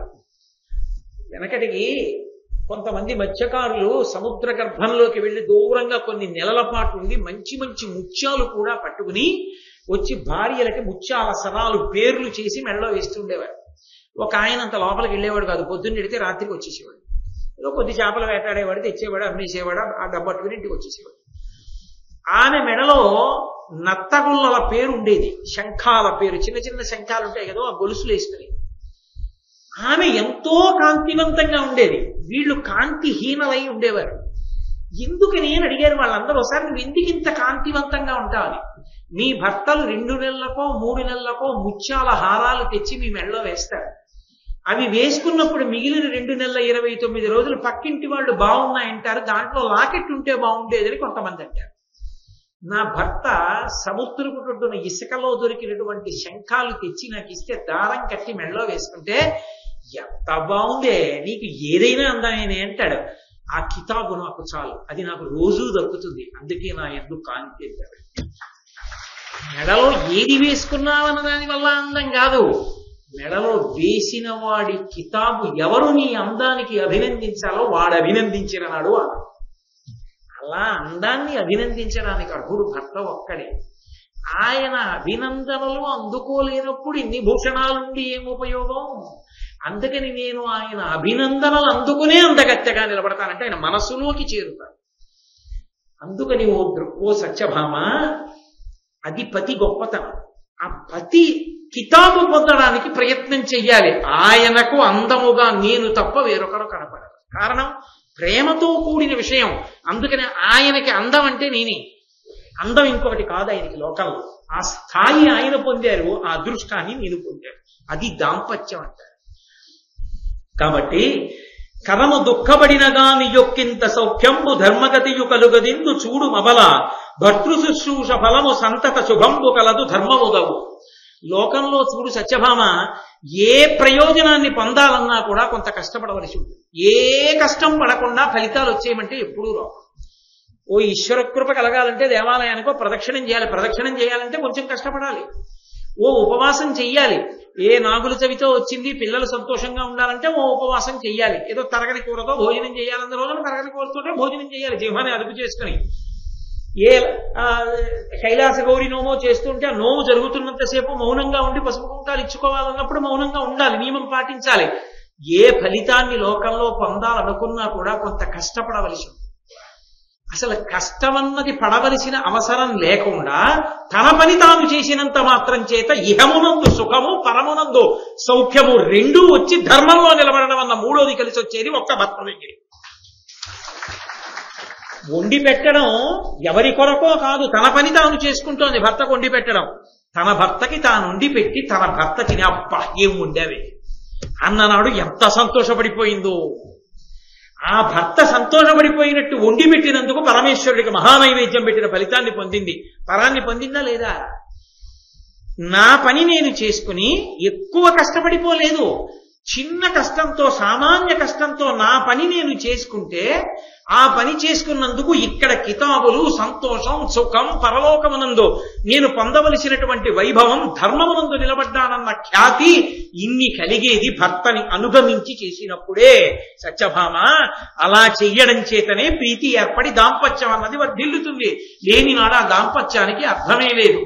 దివిని మురారి నీకొకడు తీపుగా చెప్పిన పలుకు కలిగినం కువలయ నేత్ర నీ మనసు కూడిన వారికి అయిన నిపుడు చెప్పవలదు దాన నుండొక నెపంపు ఘటించు రిరింగిరిని నీ సమతులు కృష్ణబుద్ధి విరసంపుగ నీ దశ తత్ప్రయుక్తి చేన్. దాంపత్యంలో దాంపత్యాన్ని ప్రీతిని సంపాదించుకోవడం ఎంత కష్టమో ఆ ప్రీతిని నిలబెట్టుకోవడం కూడా అంత కష్టం.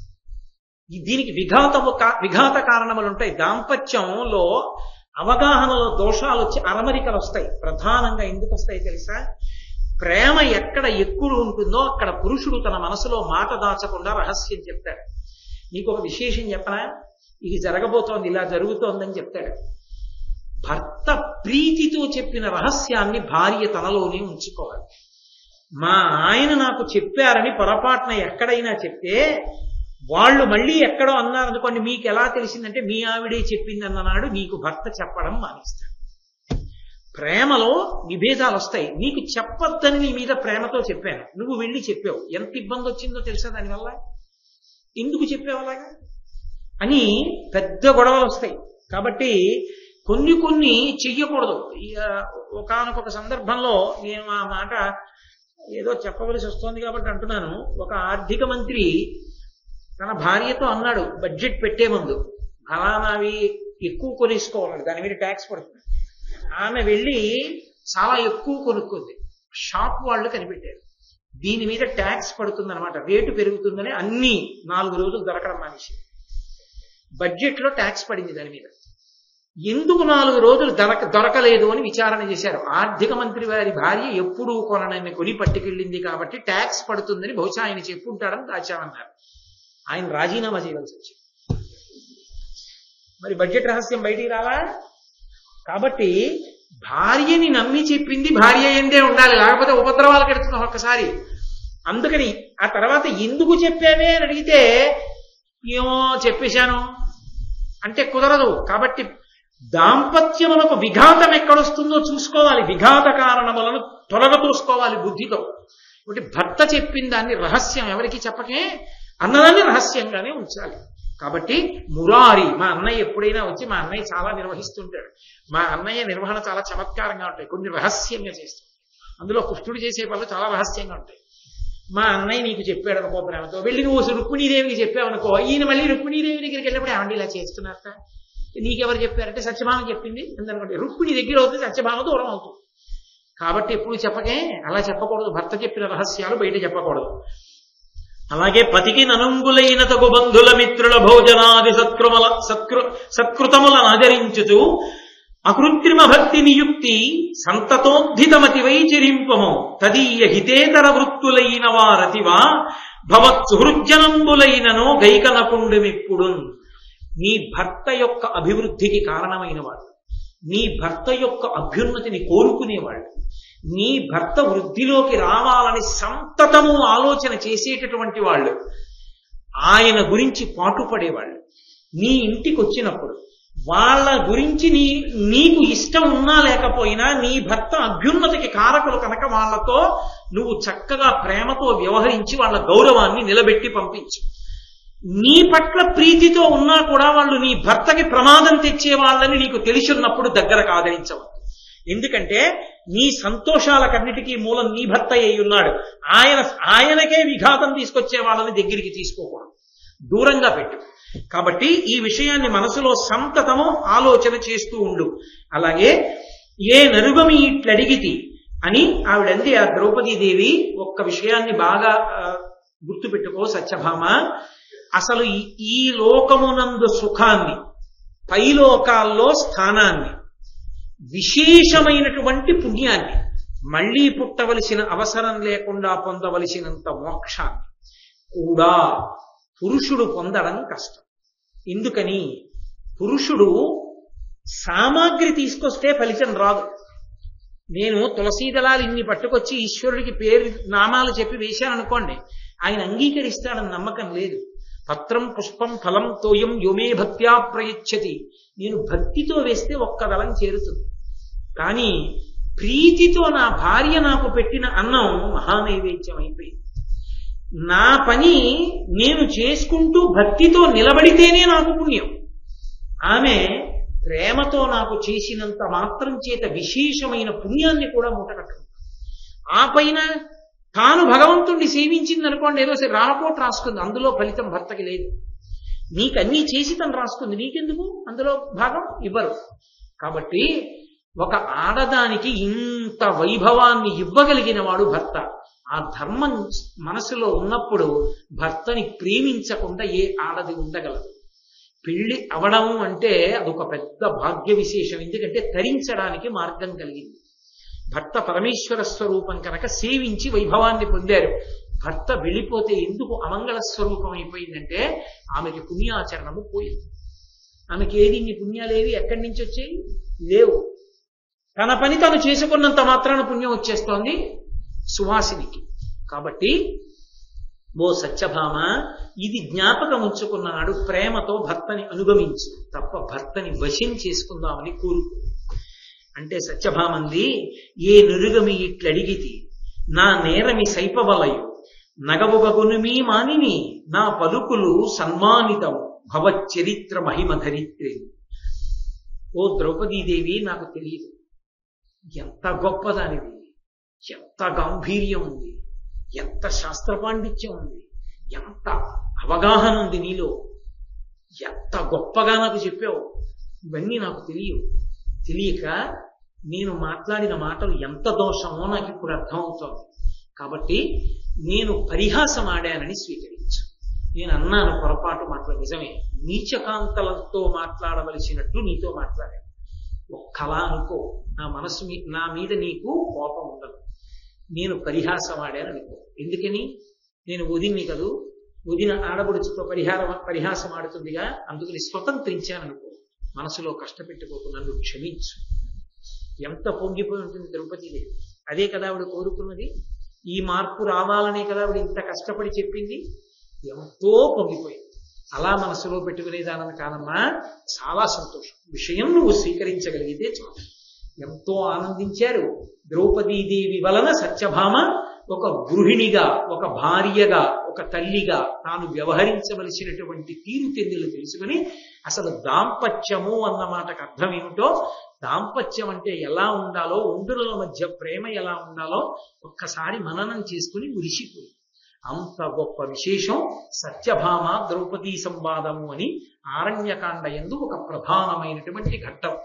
ఈ ఘట్టం ఎంత గొప్పదో రేపటి రోజున నడిచేటటువంటి ఘట్టం కూడా అంత గొప్ప.